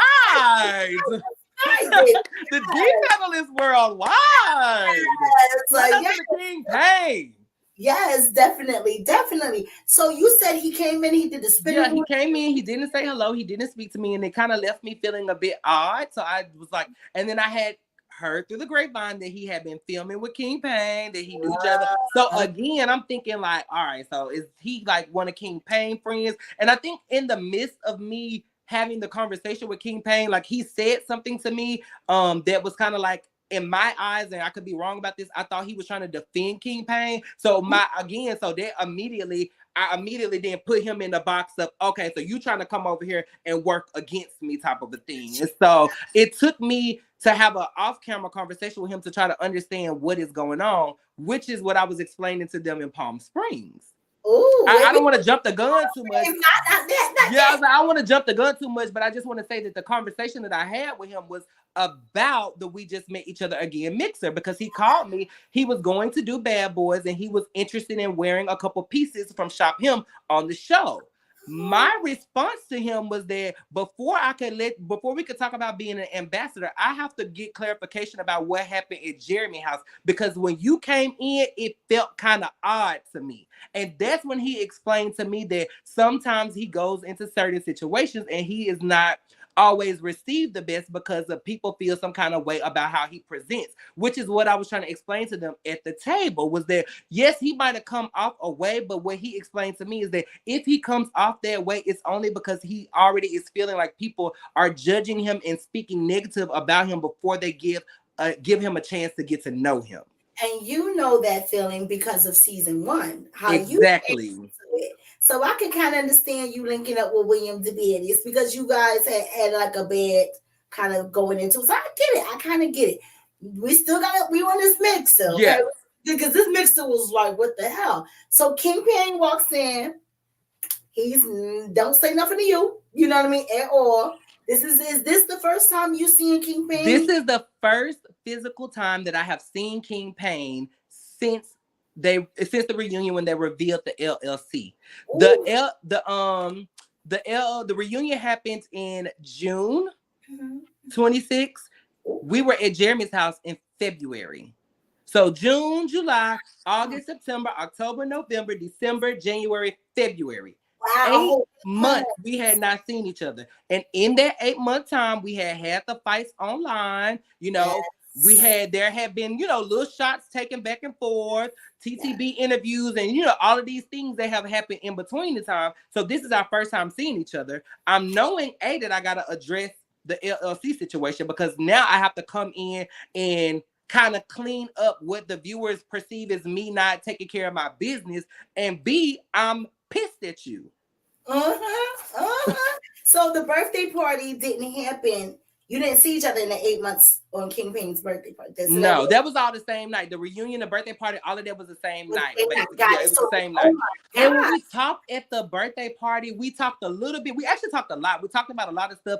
I'll give him the point that it was his birthday. He might have been like a little tipsy or whatever. He might not have been tipsy at the time that we had the conversation, but as the night progressed, I'm sure he got tipsy, did his thing, and he might not have remembered the details of the conversation that we had. And so, and then you factor in the stuff with the retreat situation where we had the falling out. So it was like, as soon as we made up, within a month later, we back on the outs again. And now 7 months have gone by, 7-8 months have gone by, and we haven't spoke. It's only been, shots here, shots there, all of this kind of stuff. And now we in each other's presence for the first time. And for me, it was like, oh, let me get the gloves. It's time. Ding, ding, ding, ding, ding. This is time. And you also took some shots, and I wanted to ask you about this statement. When you was talking to Jeremy, you said that me and Jayla are in a good space. Everyone else, the drug addict, the homeless, I don't know. Who is the drug addict and the homeless that you keep talking about? I don't want to put no names on this situation. I'm going to tell you how I feel it. First of all, let me say this. I should have never made that comment. Okay. Period. Okay. Mm-hmm. Period. I should have never made that comment. Now, the comment came from a space of, and Quan and I have kind of talked about this before, it was that on season 1, when he made the dark and ugly comment about me, I didn't even know that he had made the comment. So I didn't see it till the first time until on the show. And I was completely stunned. Ooh, when Scorpios fight. Yeah. And you know, as a Scorpio, we can hold a vendetta. So that was like one of those things that when he said it, it cut me so deep that it just never really left me. We kind of talked a little bit. We did, again, this is another situation that for whatever reason, we don't even get to address it at the reunion. At the reunion, he and I didn't speak really about it at all. And the only type of kind of minimal conversation we had was like, you know, a couple lives here, a couple lives there where we talked about things. But I feel like I never got a chance to respond. So I feel like in this space, a part of it is being able to respond on camera. So if somebody say something about you on camera, yeah, you might respond online, but in the world of chasing, I never responded to it. And so I felt like for me, I was like, I got to get my lick back. What I did in Poor Taste was the way that I felt like he went deep with me, I went deep with him. And that was in Poor Taste. Mm-hmm. I should not have done that. I love that. You know, also Quan also owned the part of your LLC as well. So would you be interested in making up with Quan the same way you with Jayla and Absolutely. Yeah, absolutely. I think honestly, to be in all fairness, because again, I made that comment. This is now July. I said that back in February. You know, in relation to, again, a situation that I felt like, this is the thing. I feel like certain people did not like me because of what their experience of me was. But if we talk about what the only people that I may have really done something to, in my opinion, was just Jayla and King Pain. Right? Jayla and I had a real serious situation with the drink being thrown, and King Pain and I just had been offending each other all year long. So if it would have been just them two, if it would have been 400 and 400 and they bought the LLC, I could wrap my mind around that. But from the point of the love-hate mixer, Quan and I, we had a blow up at the mixer that was kind of like random and weird, but it didn't feel like to me that he should be participating in that. Same thing with Alicia. The night of the love-hate mixer, I actually apologized to Alicia. So I extend an apology to you, and you still leave this event and go and participate in something to try to take me down. Oh, I get it. So you felt like the gang, like, oh, wait a minute. So I felt like, it's time to break out the gun again and start shooting some shots. And whoever catch a bullet. Oh, no, you did not. You was like, duck. You should have ducked. Yeah, that's how I felt. And that's not to justify it, but that is 100% the space that I was coming from. So I do extend apology to Quan, because I feel like, you know, when people struggle with things, it is not in the best taste, it's not in the best judgment to take that and to try to take a shot at them. And so I feel like, you know, in these moments, I'm learning and I'm growing and I'm realizing that things that trigger me, I have to find a response to it that satisfies me, and make me feel okay with it, but that also don't morally take me to a place where I should not be. Yeah, I'm like that too. I had to go through anger management because I was fast with the hands. So the talking, you said something, I was reacting this way. Mm-hmm. So I get what you're saying. We have a way, we're Scorpios, we can sting. You know, it's just our sting hurts. And then all Scorpios fighting is just not good at all. But, you know, Quan is very much not homeless. You know, well, the homeless was directed at Alicia. That was directed at Alicia, and I said, like, you know how this shit go. People send you receipts and they send you stuff or whatever. And I had got wind of some information, so I was like, you know, again, let me get my gun out. So when I start taking my shots, it's loaded up with all of the knowledge or whatever feelings and thoughts that I have, and so those are my bullets. I feel you. Well, Quanda's doing great, and that's good to know. Alicia, I don't know if you're homeless. You can come up here and tell us. If you're not, we'll figure it out. So let's move forward. You being in that mixer, first time seeing King Pain, were you open to a resolution at that time, or you just was still on, I fists? was not really open to a resolution tonight, to be honest with you. I think that I had already printed out my receipts about the LLC that I did own. I had printed out my little information about my DBAs. So I really wasn't coming to, I was coming with my paperwork. I was like, fuck resolution. I'm coming to get clarification. I'm coming to clear my name. I'm coming to set the record straight. We'll get to resolution some other time, but today it's the wrap. Y'all want this is Avalanche Andre, so it's about to be a shit show. That's what I was coming for, and I'm being honest. And I think King Pain has a way about him that when he want to be mean and nasty, he can be as well. So I feel like he came in, and the music that they played and how they set everything up, it was befitting. Because when he came in, I think we was all like, dun dun dun. I've been running him for 5 episodes. I mean, like, I was sitting there like, do you? I was so, Callie the dog, like, she just was like the 8th member of y'all there that night. It was Callie when all y'all was throwing the cheese and y'all was going at it and walking out and walking in and Philly, I had forgot Callie was even in that damn room until I saw her on the show. I really did. Until I saw her on the show with her little hoodie on, styling and profiling. I forgot she was even there, child. Well, then she pulled it out. That's how in it I was. Yeah. I was in it.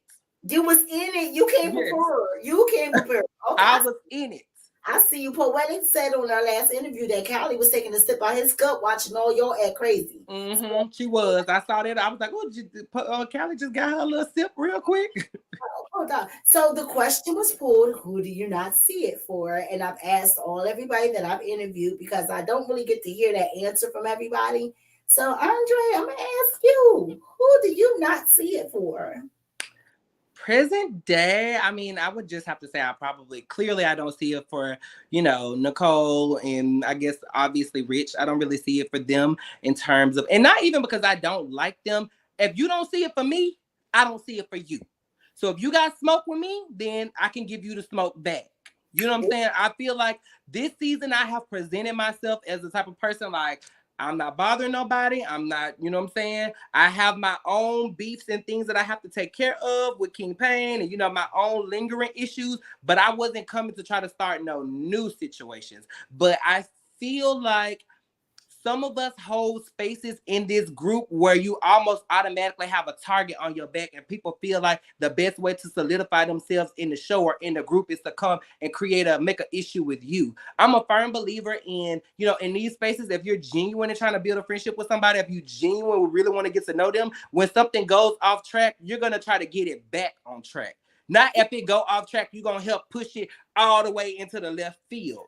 And I think what y'all gonna see is that people develop these little grievances with me, and instead of ever having a real genuine conversation with me, coming to explain to me maybe where things went left, they just immediately want smoke. They want me to be the person that they thought I was from last year. Yeah, because you came in swinging that bat. They want me. That's what they want from me. They want me to come and be that person. And I think it was almost surprising to some people that I wasn't going to be that person and that they were going to try to just continue to have an issue. And I think you're going to see it. I'm very good with my words. I know how to speak. I'm smart. I'm educated. And I had to, like last year when I started kind of doing the interview circuit and I started realizing like, okay, you know what? I can clear a situation with just my words alone. Oh, that's it. Exactly. Like, yes, get your verbiage up right there. Because I at the mixer, it seems like Rich Bomb, Nicole, and y'all were all getting along because y'all all had a enemy, so to speak. It was official King Bang. Y'all didn't like his energy. Y'all didn't like the fact that he was arguing with Hershey. So y'all was cool. And even I want to say Poetic's house. Did you go to the game night at Poetic? Yeah, I was at the game night. Mm-hmm. The game with no games, because I asked Poetic, where was the game, sir? Like, what was your I think pool is like the only game we play. Yeah, like you could have just threw some Twister over there in the game. So it just seemed like you had a squad. we want to fast forward straight to last night's episode because I mean, this is where it's been y'all been fighting all day on social media. Okay, let's get into last night first. What the hell? First of all, them tacos. I had to ask you in the comment. What was taking that meat so long? Like that? It was a lot. There was a lot of ground turkey. It was like 3 pounds of ground turkey or something like that. I bought the big family pack.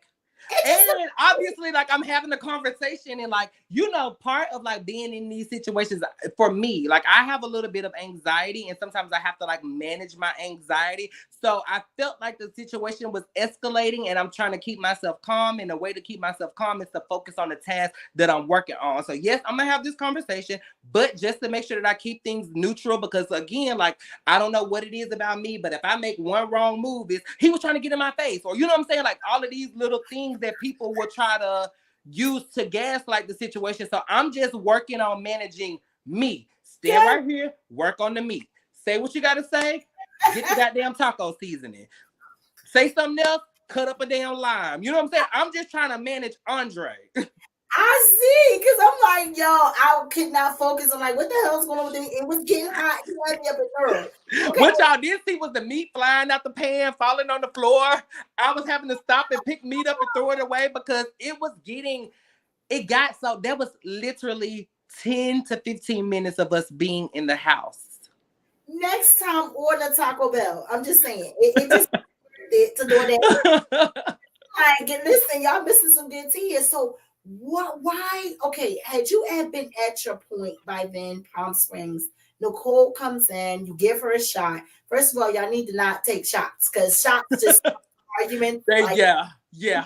So like every time I see a shot, I'm like, oh shit! Like that's what I. So shots equal some shit. Shots equal shit. It really do. So y'all gave her the shot, and then next thing you know, Fly King, I and you and Nicole are in the kitchen just going at it. What prompted that? Like, what had you been at your wits end by then, or like? Yeah, I was at my wits end, and I felt like we were having a conversation with Nicole, and she was like, "I don't like to be gaslit." You know what I'm saying? I felt like she was kind of like almost like gaslighting me by trying to like minimize the commentary that she had made. So that's why when they show y'all the flashback of when we were in Poetic's living room, and she said she basically called Jayla a charity case. And you guys didn't even get to see that.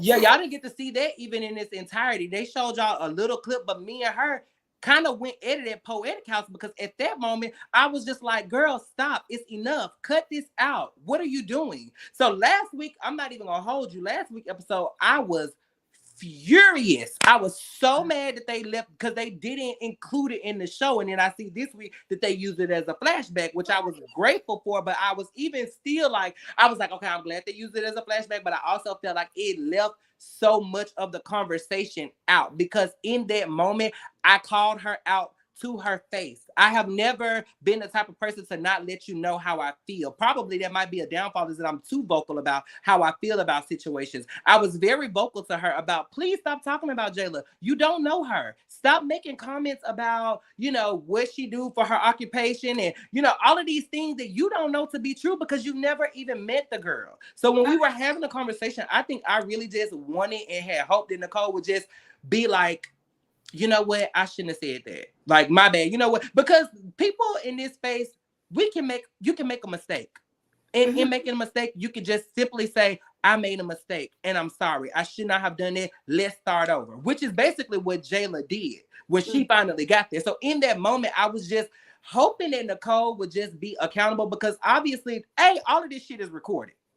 Correct. First of all, everything is on film. And I feel like as we go, as every time a flashback happens or every time something happens, that's why I was like, King Payne, I like you, friend. I love you, friend. But you did, in fact, say that you and Jayla were not on good terms. So sometimes you in these moments, and I'm guilty of this as well, you in the moment and you popping your shit and you saying your stuff. But then when it comes back and it's time to own it, you just got to own it. Don't try to make no excuse about it. Don't mitigate it. Just own it. And she was not willing to just own it. So is that what happened between you and King Payne? Because I mean, you knocked my wig off, my dog's wig off. my baby's wig off when y'all hugged in that scene last night. It was just so out of the what the fuck? Like, It's like, wait, the last time y'all was arguing, now y'all hugging. yes, like it was you're nothing. You know, you're nothing. Now y'all hugging, and I'm like, where did this come from? How did that happen? Can you tell us about that moment? Yes, it was really organic and natural. Like, I was happy that King Pain accepted the invitation to come on the trip, because I knew that there had been some talk about him not coming on the trip, or possibly not even staying in the house with us, but coming down to Palm Springs. And so I felt like when they confirmed that the payment had been sent and that he was coming, I was like, oh wow, he's actually gonna go. I didn't know how the energy was gonna be, but I felt I received him coming on the trip and actually deciding to stay in the house as him wanting to take a step in the right direction. So I felt, as the host of the trip, it's best in this moment, it's in the best interest of myself and him, the cast, and the trip as a whole, for me to meet him exactly where he's coming in. I also felt as though when he walked into the door, he didn't walk into this door the same way that he walked into the door at Jeremy's house.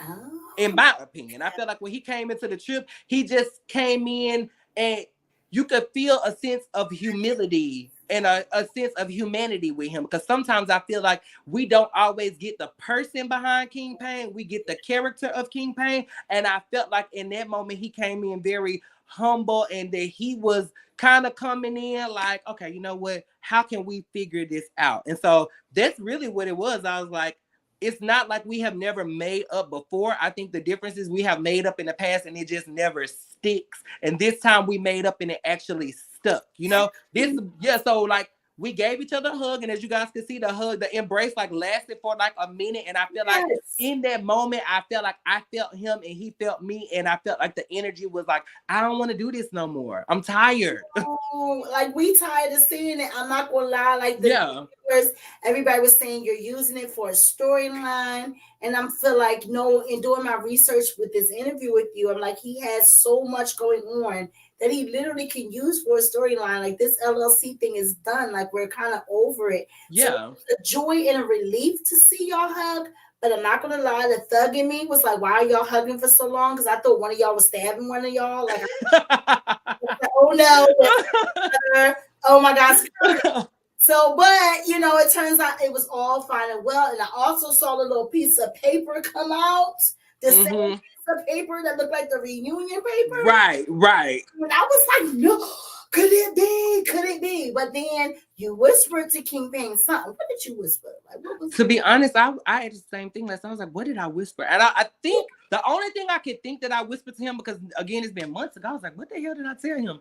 I think that I was telling him about what had just happened with Nicole. Because you remember when they came in, they came in and then we went to the back to show them where they were going to be staying at.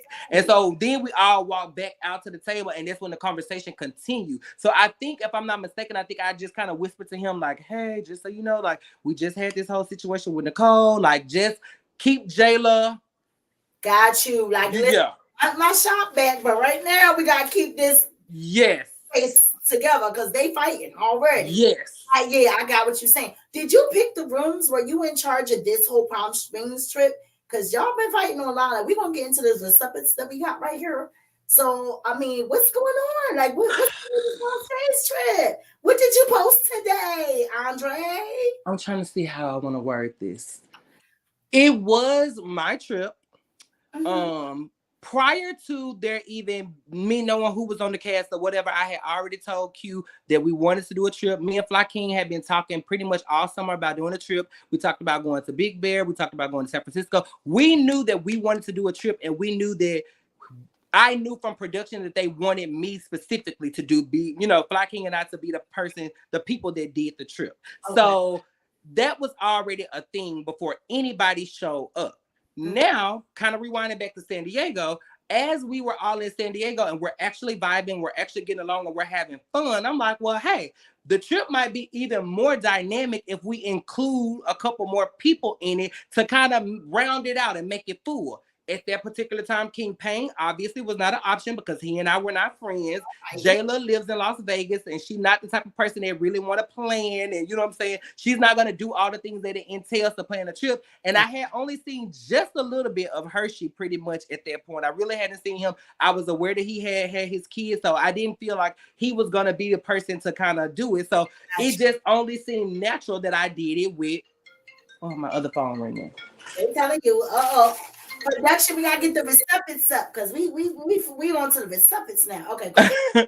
So so yeah, just go back to my thoughts. So in doing that, I'm like, well, you know what? We're on this trip together. We're traveling well together. We're actually having a good time. We're vibing. So like, let me open up, extend this opportunity, and maybe we could collab and do it together, which is how they became to even be a part of the trip. But I was always the person that was supposed to have the trip. So I basically, let me talk you out right there. So you're saying that like the new cast members wasn't really originally a part of this Palm Springs trip, because you were planning it for like and Jayla and like just like the originals kind of stuff. They were going to go on the trip, but they were not gonna like they weren't supposed to be like no co-host or no host or nothing like that. I was always like literally from the time that we started, with production, started talking about season 2. What are you gonna bring? What are you gonna do? They had already come to me and presented. Well, I told them that I wanted to do a trip, and they basically responded was like, well, we were gonna talk to you about that anyway because we wanted you to do the trip. Got you. So you became the trip planner. Yes. Everybody else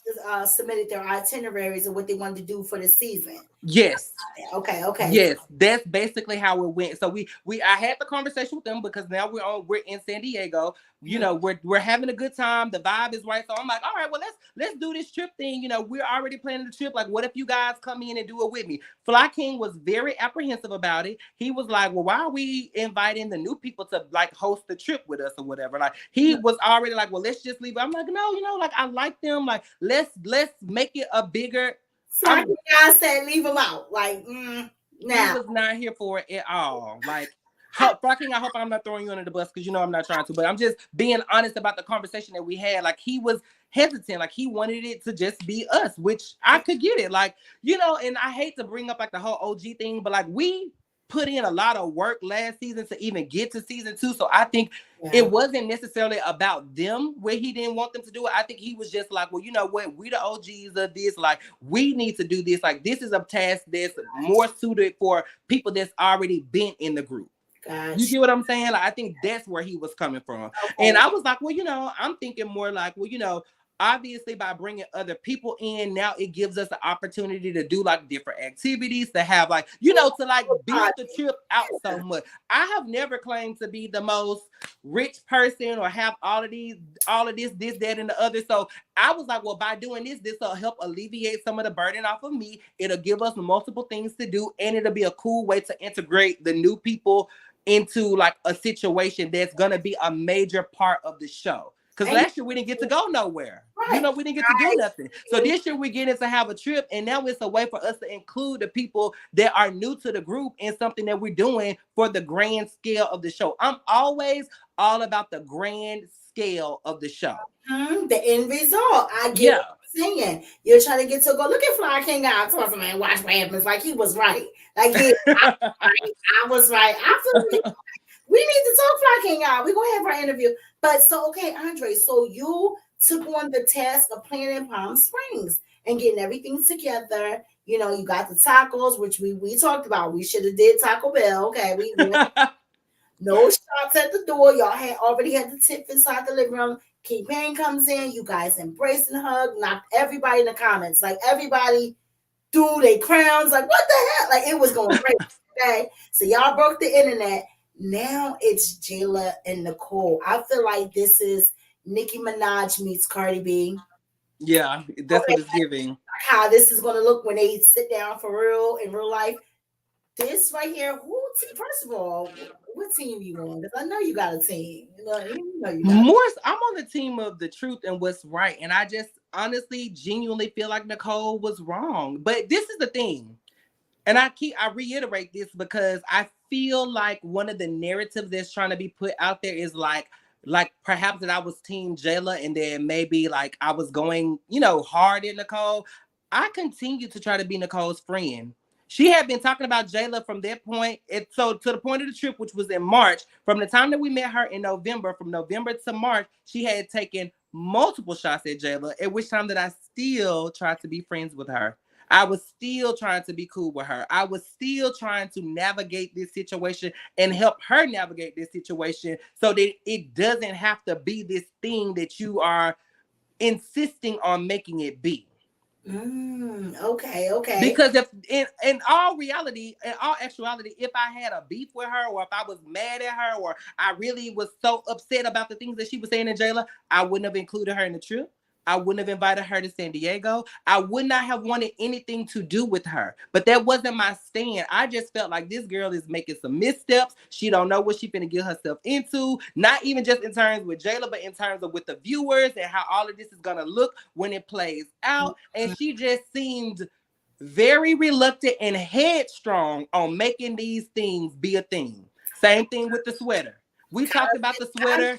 Season 1, kind of like Andre season 1. Kind of, yeah. Yeah, like full circle moment. So I'm seeing this outwardly, and because I know what my own experience was, I know what my, I'm like, no, girl, like, you don't have to do this. Like, just let it go. She wasn't there. You brought it up. You mentioned it. Just move on. It'll be better for you to say, I look forward to meeting Jayla than to try to drag her and you don't know her. I'm trying to help you. Not even trying to help you, but I'm just trying not to make this a thing because it don't have to be a thing. Got you. Now it's a thing. Now it's a thing. A whole big thing. Like, okay. So now, I mean, today you guys had some social media, well, back and forth. Producer, we got the recipients. We had the screenshot on the beam. We do those fast. Can you explain what is going on here? Why are we seeing some DMs that you posted on your story? Okay, I remember now. Because this morning, I first of all, again, in being a veteran and understanding how like all of this stuff is gonna play out, I'm already knowing that as things play out, like now you have to absolve yourself because everything's playing out and it's not looking good for you, right? So I already kind of knew that, that the story was gonna be twisted and turned. Like she's very good at like taking little tidbits of information and then try to flip them to like her advantage. So when I woke up this morning, first of all, let me rewind back. In the episode, one of the things that kind of was like, gave me a little bit of a schizophrenic twitch was when she was like, let me see what my money bought us, because I hate the money stuff. If you was on my Chasing Reality Live, I hate the money stuff. I hate when people try to bring up what they did and what they think they have done to try to like manipulate a situation. And when she walked up into the door and the first thing that she said, which I already knew this about her. I said this about her a long time ago. It was one of the first things that I said to Fly King about her. I was like, well, you know what? She's very nice. She's very generous. And I was like, but I wonder how like this generosity plays out when she get upset. Because as she has been quick to mention, I paid for stuff in San Diego.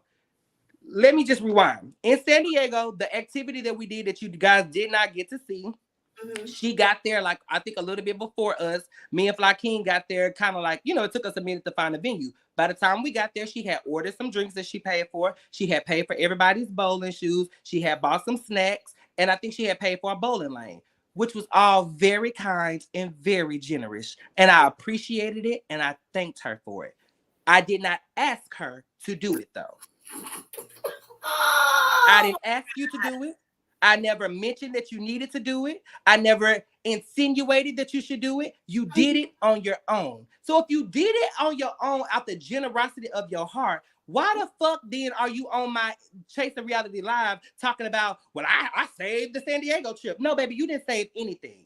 Whoa, Nicole went like that. That's what she do. She try to manipulate these situations with her resources, and because truth be told, she thinks she's better than us. She think her businesses and her money and all of that stuff, she think that makes her think that she's better than us. So, she's looking down at us from her 2-inch pedestal like she's so above us, and you're not. Ooh. So when it comes down to last night episode and she's walking up to the door and she's, she making comments. Yeah. Let me see what my money paid for. Oh, this is the house, as if I never sent them the link to what the house was gonna look like. because I've been planning this, and because we were co-hosts, I gave them some input on what we did, but I am the person that orchestrated everything. And there was actually a time where, like, because I was on a movie, I think during the time that I was planning the trip, I reached out and asked them, like, hey, can somebody, like, can y'all look on Peerspace Airbnb and help me find a house? Nobody did it. So I still had to do the task of picking the house. Fly King had sent me some options, you know what I'm saying? But I still had to take on the task of finding the house. In me finding a house, you know, finding the appropriate house that will fit the right number of cast and crew members, I sent them 2 or 3 options of what houses we were looking at. It got down to the wire. I said, this is the house that we're going to pick. I sent them links so they knew what the house looked like. So when she's walking up to the house, did the doors on, like you've never seen it before. Talking, well, let me see what my money paid for. Like, and to go back on it, because that's what those receipts are. The receipts are the conversations about the money. Everybody had to pay $300 to go on the trip. The trip was based on 10 people, the 10 cast members going, which would have been $3,000. The house was about $2,600, and the whole thing was that everything that was left over, I would use that to pay for food, whatever else we needed to get for the house. Well, obviously, as we see, Jeremy did not go and William Nevada's did not go. So that meant that there was a little bit of a deficit on how much the house cost and what we had to pay. Early on in the planning of the trip, Nicole wanted her own room, to which I told her, I will try to get you your own room, but most likely you will have to share. At that time, I was like, she might have to share with either Hershey or Jayla, because I wanted all the girls, or, you know, anybody who might not identify as male to feel comfortable. You know what I'm saying? So I was already trying to figure out what the rooming situation would be. In the last text message I posted, the one that said, you know, one more for the road, that was the last text that I posted today, but it was the first text that we actually had with regard to the conversation of the house, in which she says, I would like, can I pay an extra $200 for my own room? I said, I will try to work it out, but let me see what we can do. Well, now that we could get to the point of we paying and certain people are not going on the trip anymore, I'm like, well, we have a deficit, you know, in what we have to owe. So if you guys want to chip in for the deficit, then we'll do that and you'll get your own room, which is the second set of text messages that I posted, where she said, you know, that she sent over her extra 200 or whatever. So that's what the receipts kind of like were. Look you came prepared, okay? And it wasn't, I didn't even want to have to post that stuff, because again, like in the text, we're talking about what we would do individually. So she paid an extra $200, Rich paid an extra $100. There was, I think, maybe like a $30 or $40 difference or something like that I just picked that up. And then the whole thing for me was that I would pay for all of the food for the entire weekend. I would provide 2 meals every day that we was there, and I bought like, I want to say 6 or 7 bottles of alcohol. I bought like 3 bottles of Bel Air. I bought a bottle of Hennessy. I bought a bottle of Jack Daniels, and I bought 2 other bottles. So I still spent $500 or $600 on food, plus the extra $300 on alcohol, plus the $300 that everybody else had to pay, plus the extra $40 difference. And you're online talking about what you did as if nobody else did anything. And you're walking up to the door talking about what your money paid for, as if $300 was going to make or break the trip. At this point, the trip has been months in the making. So you think I'm going to let the trip go to the wayside about $300? You're a co-host for the trip, so of course I'm gonna bring the situation to the co-host and say, hey, we co-hosting this trip, this is the difference, do anybody want to put anything in? Cool, you're gonna put an extra $200 in, because as you mentioned before, you're willing to pay an extra $200 to have your room, your own room. Boom, $200, you got your own room, done deal. Right, there you go. Like that's all you had to. And that's the conversation that we were having in the text. But this morning she goes to Twitter and she's like, I was always gonna have my own room and da da da da da. Should I pull out the receipts? You don't have to pull out the receipts, baby, because I will pull them out, because I don't have anything to hide. Ooh, Andre, you was like, no, let me leak these first. Okay? Yeah, let me get these receipts together. And then it's, oh, well, you were talking about Jeremy. And I replied to the comment, post the receipts of what I said about Jeremy. Show me what I said about Jeremy. And I'm like, you kind of said that somebody was talking about Jeremy online. You was like, I feel like you're caping for them. But yeah, so they be talking about you. Who was talking about Jeremy online? Well, it wasn't like that they were necessarily talking about Jeremy, but again, I love my official King Payne today. But when King Payne go on his rants, one of his things is, I made this person is getting shine off of me. My platform is this, my platform is that. And he had made some commentary like that, with regard to whatever, him and Jeremy. That's fine. I had this felt like at that time, Jeremy tends to come down. Sometimes I feel like Jeremy hold me to a standard that sometimes he don't always hold them to. So my point in saying that was that you're always going hard at me, and now you've gone so far as to make a comment about my styling career on a public platform, because the insinuation of going to downtown and that I can't go to Rodeo Drive is demeaning my styling career, and it demeans my clients. And I've never said anything about you. I got you. So although it might have been what you say 6 months ago or whatever, however long ago, I've never said anything about you 6 months ago or today. So I don't give a damn how long ago it was. You shouldn't have said it. Listen, one thing they're going to learn about us is we hold the time, date, and the whole what the moon looked like and everything when we were offended. And we will tell you 8 years later, we will tell you. Absolutely. As I said to you earlier, I'm a firm believer. If something offends you and you're mad about it, you're going to know the details about it. So yes, it was 6 months ago, but guess what? My memory is like it just happened yesterday. Did you take your ass online and say something about me that you shouldn't have said? Because right now I'm worked up and you in my face, and I got a bone to pick with you as well. I know that's right. You shut this shit down, Scorpio style. I understand that. So you know what, Andre, you've been so amazing. You sit here and popped your shit. Okay. Definitely kept it lit with me. I appreciate you so much. We have some I put out on my Instagram, Felicia 2016, any questions for Andre. You got a fan club that was in my DM. And I was like, okay, I'm gonna shout you out. So we got Free LA Meech. Shout out Free LA Beach. LA Meech, yes. I said I'm gonna give you the shout out. Yes. This your boy LA Meech. Ask Andre what made him choose his career and where he sees himself in 5 years. So you already answered what made you choose your career. Where do you see yourself in 5 years? I hope in 5 years, I hope to have a brick and mortar, you know what I'm saying? Some type of either a physical storefront, a showroom, some type of office space. Like I want to have a physical representation of what I do, because I feel like that would be like the next logical step for my career and, my brain and stuff like this. So I hope in 5 years that I have some type of physical space. Got you. That makes a lot of sense. We also have 560 Blake. One of your friends. One just wanted to know when you want to let the LLC thing go, and I see that we're kind of letting it go already. Yes.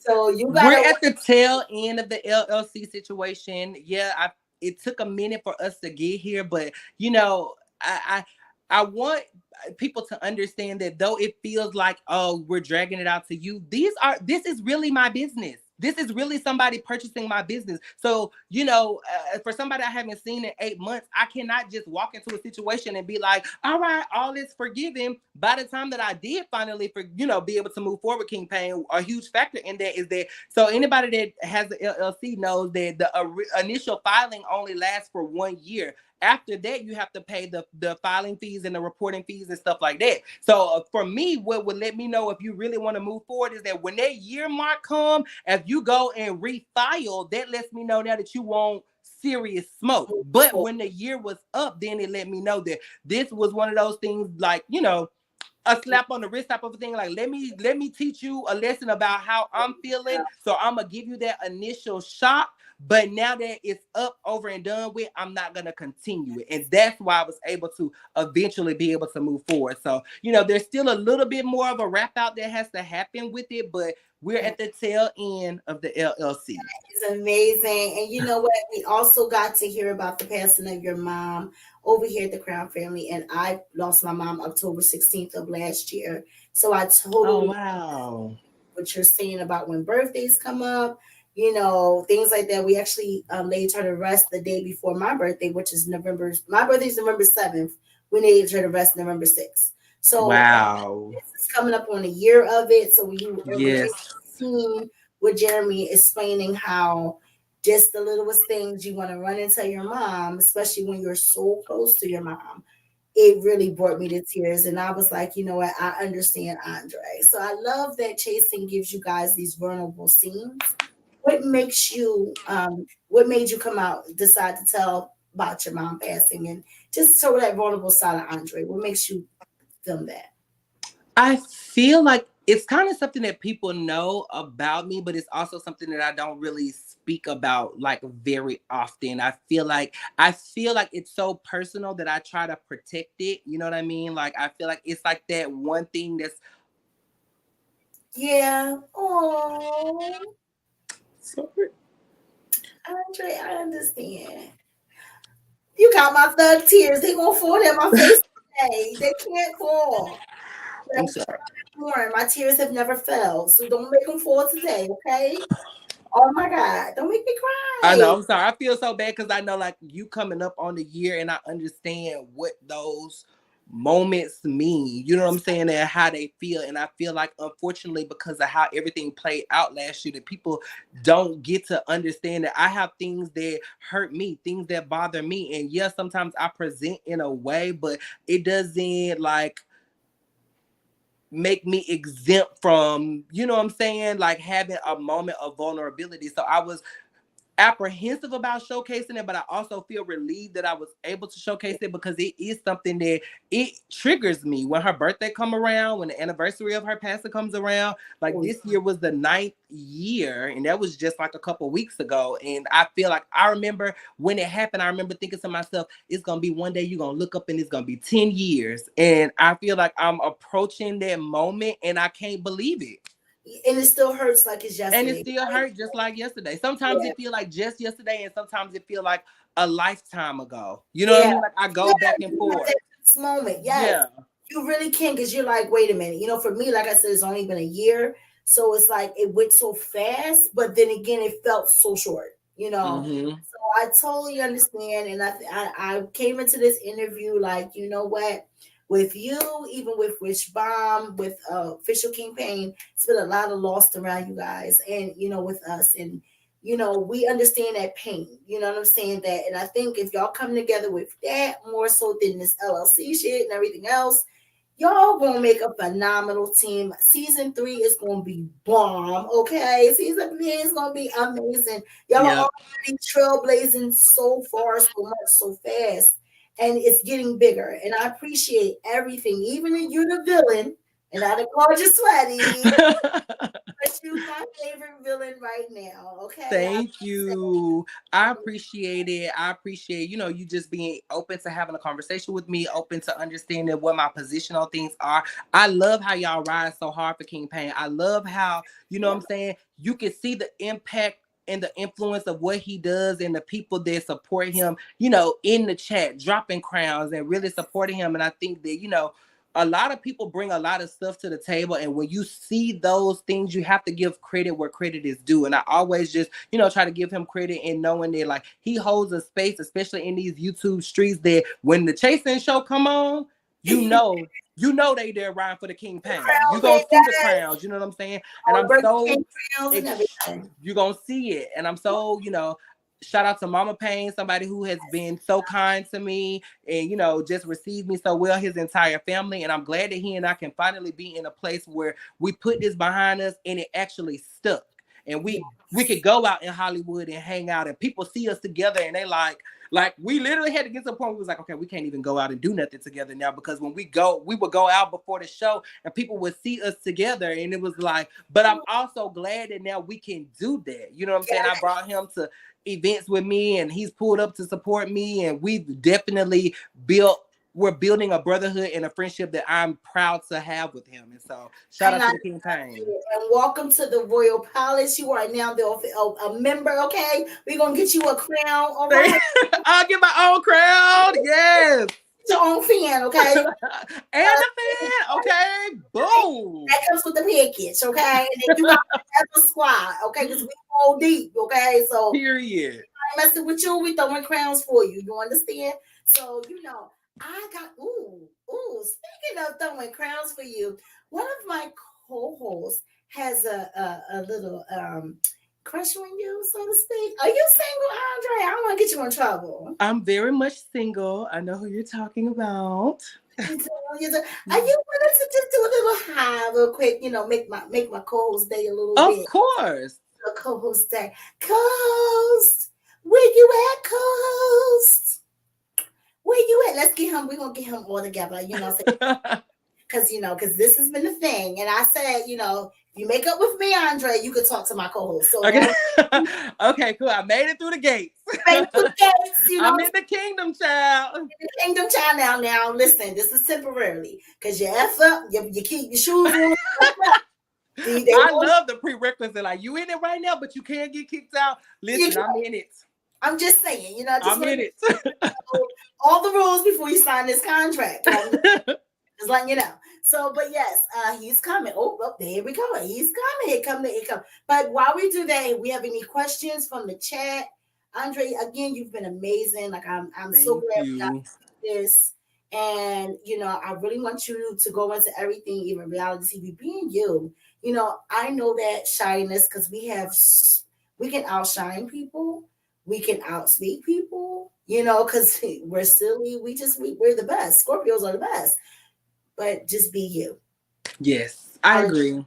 I think you guys, as you can kind of see this season, I really did come in just with the genuine intent of being myself to really showcase my chasing. I have done a lot of amazing things, and some of it I've been able to share with you guys, some of it I have not, but I wanted to showcase and share as much as I could. I wanted to be open, honest, transparent as much as I could be. And obviously, unfortunately, sometimes these situations, they are over dramatic. They have a lot of drama. It's a lot of very intense moments, but I wanted to navigate those with as much grace and dignity as possible. And I wanted to come and redeem myself. So to have conversations with people like you who maybe saw me one way and now can see me in a different way, for me, even if it's just one person, it's a win, because I feel like I'm getting to authentically be myself. And whether it be one person or 100 people, that somebody can identify with who I am as a person. I'm not perfect. I make mistakes.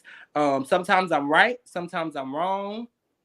But in there, I try to be as genuine and pure and fair and honest with myself as I can be. And so with that, again, I say thank you to you guys. Thank you to the Crown family. Shout out to the King Payne. Shout out Chasing Reality. Q on Dario, because without everybody doing what they do, reviewing the show, commenting, leaving comments, likes, like, we would not be where we are today. And we could go so much further. And so I just, I want us to all learn. I want us to all grow and resolve what we can. Get an LLC tattoo. I told Poetic, I just think I should just get LLC. That's an LLC tattoo. Yes, on the wrist. Here we go. My God, Safian Jawan in the building. What's going on? Hi, babe. How are you? What's going on? I'm doing fine. I've been watching the interview. I was actually I just got home from the amusement park. Sorry, I'm in my Monica mood right now. I actually was just at the amusement park, but I was watching while I was walking the board line. So I've been seeing everything. I've been watching the show. You've been doing such a good job. You've been trying to keep the peace, surprisingly, this season. Trying. I see you. I know. I see the things you and King have been doing. I'm very proud of both of you, and I'm proud of the things that you've overcome. I really am. I see the good, even though I always, I know sometimes they be looking at me like, oh, I always call everybody out for the bad, but I always give everybody good. It's just a slap on the wrist, and I just, look at what the main thing is about. So yeah. So I'm very proud of you. I definitely support you and all the others on the show. Thank you. You look very good tonight, though. Thank you. You look so handsome too. Thank you. You already I'm know. at my worst. We've talked a little bit in DMs and on Twitter and stuff like that. Yo. So thank you so much for all the love and all your kind words. And I be watching too. Sometimes I don't always comment, but I'm always looking and lurking and listening or whatever. So shout out to you. I'm proud of you. You out here. I saw you on the Bad Boys Club reunion too. Girl, let me tell you something. We ain't even gonna get into that. Theron stole on me for trying to play security. I wasn't security, but I just went to support and shit just went left. I was like, oh, he in the midst of it. I was like, I don't want to be in the mix of it. I wouldn't want to be. It was some people on the cast that I knew personally that I came to support, and it just turned into death at a funeral. So that's why I had on black. Do you have a question for Andre? Wait, do I see a Say Dre going on? Hashtag Say Dre. I like Hashtag Who said Say Dre. I like that? that. Say Dre. Steffion got to come to LA so I can take him out, show him a little LA vibe. Now, say So we're going to be waiting for you. See, I've been to ATL. I've been to South Carolina, North Carolina. I've been all over this whole year. The last stop I feel like for me to wrap this year up is LA. That's your last stop. Say the best Yeah. for last, baby. We'll talk. We'll definitely be connecting. You know, I'm gonna actually reach out to you after you're done with this. But Philly Chica, you look great. Thank you, You You babe. look do. You look great, so good. Your and you look so personality. beautiful. Thank you. I appreciate you. And you're definitely killing it. You taking over. I learned from you. I'm learning from y'all. Like what The you I'm queen learning of a the little, situation. but I'm learning a little bit more of a personality pizzazz from you right now. So you know, so thank you for filling in. Not even filling in because you can do this too. I don't have to do these all the time. This is your space just as much as mine. You got it. We do I ain't this. the king of this shit. We a team over here, Andre. Thank you so very much for spending 2 hours with us in the Royal Palace. Hope you I enjoyed. want to say this real quick though. I don't know if you saw my story, but I hollered at the way you, Nicole, and Fly King I don't know if Fly King I is still in here. The way that you was chopping that meat up when she was sitting there just I had to be like, Andre, I know he just doing that because he's aggravated right now. He's just like, let me just chop this meat up because I already know. And then Fly King I, and because you guys have light voices, which I think is very adorable. I remember when she said something like, well, y'all set this shit up, and Fly King I's like, girl, we set you up to say some shit. I rewind that shit back 10 times. I'm like, yo, them She going back and did. forth with her is so funny. Like, it's y'all three need to have your own little sideshow and just debate on whatever y'all don't agree with and just go from there. Just go It's at funny. it. Like, you guys just going at it back and forth, and then it's just like, I see that as a it's panel. funny. You know, Yeah. Guess what, child? We ain't done. It's gonna be some more bickering and arguing starting next week when y'all pick back up on the episode. And you know what I'm saying? That whole scene was so funny because I know exactly what we're talking about. Like he was like, we set you up to say, and I was like, I ain't set you up to say shit. And it was like, it was just And then you took the spoon and just like talking like this, like somebody mama. I'm just like, it was just funny. But it's the way you just chopping to me. I'm like, I know Andre's doing that. Black people, we just do that just because like I'm gonna just chop this meat up because I already know if I stop doing this, you handle her because you ain't chopping shit up. You got the mic in your hand. That's what I do told it. you, Philly. I was like, let me just focus on what I'm doing. Let me just, because if I flinch wrong, they're gonna be like, he was trying to get in my face. He tried to fight me. He was about to throw taco on me. So I'm just like, let me just. Well, no, calm. we see what happened. We see what happened, and I actually like Nicole. I do see her starting a little bit though. I do, but I like all of y'all. I like all of y'all. There's not one person that rubs me the wrong way.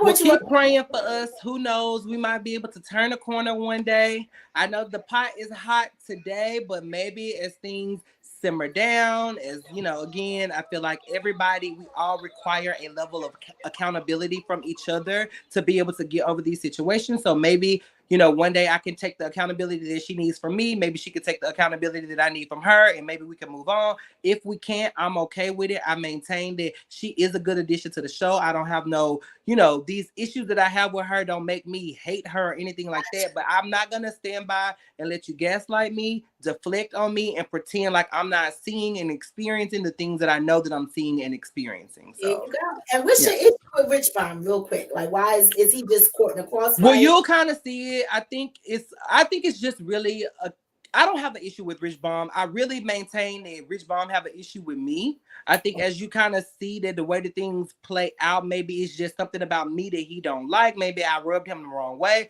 But to be honest, we've never really had no real conversation about what our issues are. So you guys will just have to watch it. And then I look forward to hearing from you guys what y'all think. Yes, you gotta come back. You know, you welcome here now. Now you got your crown, you got your keys. So you know how to get in the game. Come by the kingdom anytime. You get what I'm saying, Andre? Thank you again. Please tell everybody where they can find you at on all social media platforms. On all social media, Twitter and Instagram, you can find me at All About Andre. That is all_about_Andre. I have my shop in my bio. If you're into Facebook, you can find me Andre Hammonds. That's AndreHammonds. And if you feel like you want to send me an email me at info@shop-m.com. Period. Okay, then you got your Cash App because they can find you there Oh too. yeah, you find me on Cash App. All things Andre on Cash App. Yeah, One word. all things one word. There you go. Yes. I have been your host, Philly Chica. Here you want to find me back here Sunday for the G Panel Reloaded with a woman's perspective, okay? With all my first home tuber, Safia Jawan, and Quan the poet. You know, we love us some Quan over here. Also, you can find me a Saturday at the Bodega on station here. We're talking about, you thought you had something. Also, you can find me in my Cash App, Philly Chica 2016. I'm sorry, Philly Chica 01. That's it. Philly Chica 01. When I tell you about the Scorpios and the one, Philly Chica 01 at my Cash App and Philly Chica 2016. Andre, you got one more shout out. You got some shout outs. You want to send some shots? Because we got some other interviews coming up. So this is your time right here to say what you got to say. Shout out to Chasing Reality. Just shout out to everybody, to all of the viewers, all of the supporters. Shout out to everybody that is in the building here today at the Lituation. And you guys just stay tuned. Season 2, we're not done yet. Period. Right there. He said what he said. He popped the shit and kept it lit. This has been another episode of The Lituation, baby. And Chasing Reality Recap with Andre Hammonds. Thank you so much. Tune in, like, share, subscribe. Bye, y'all.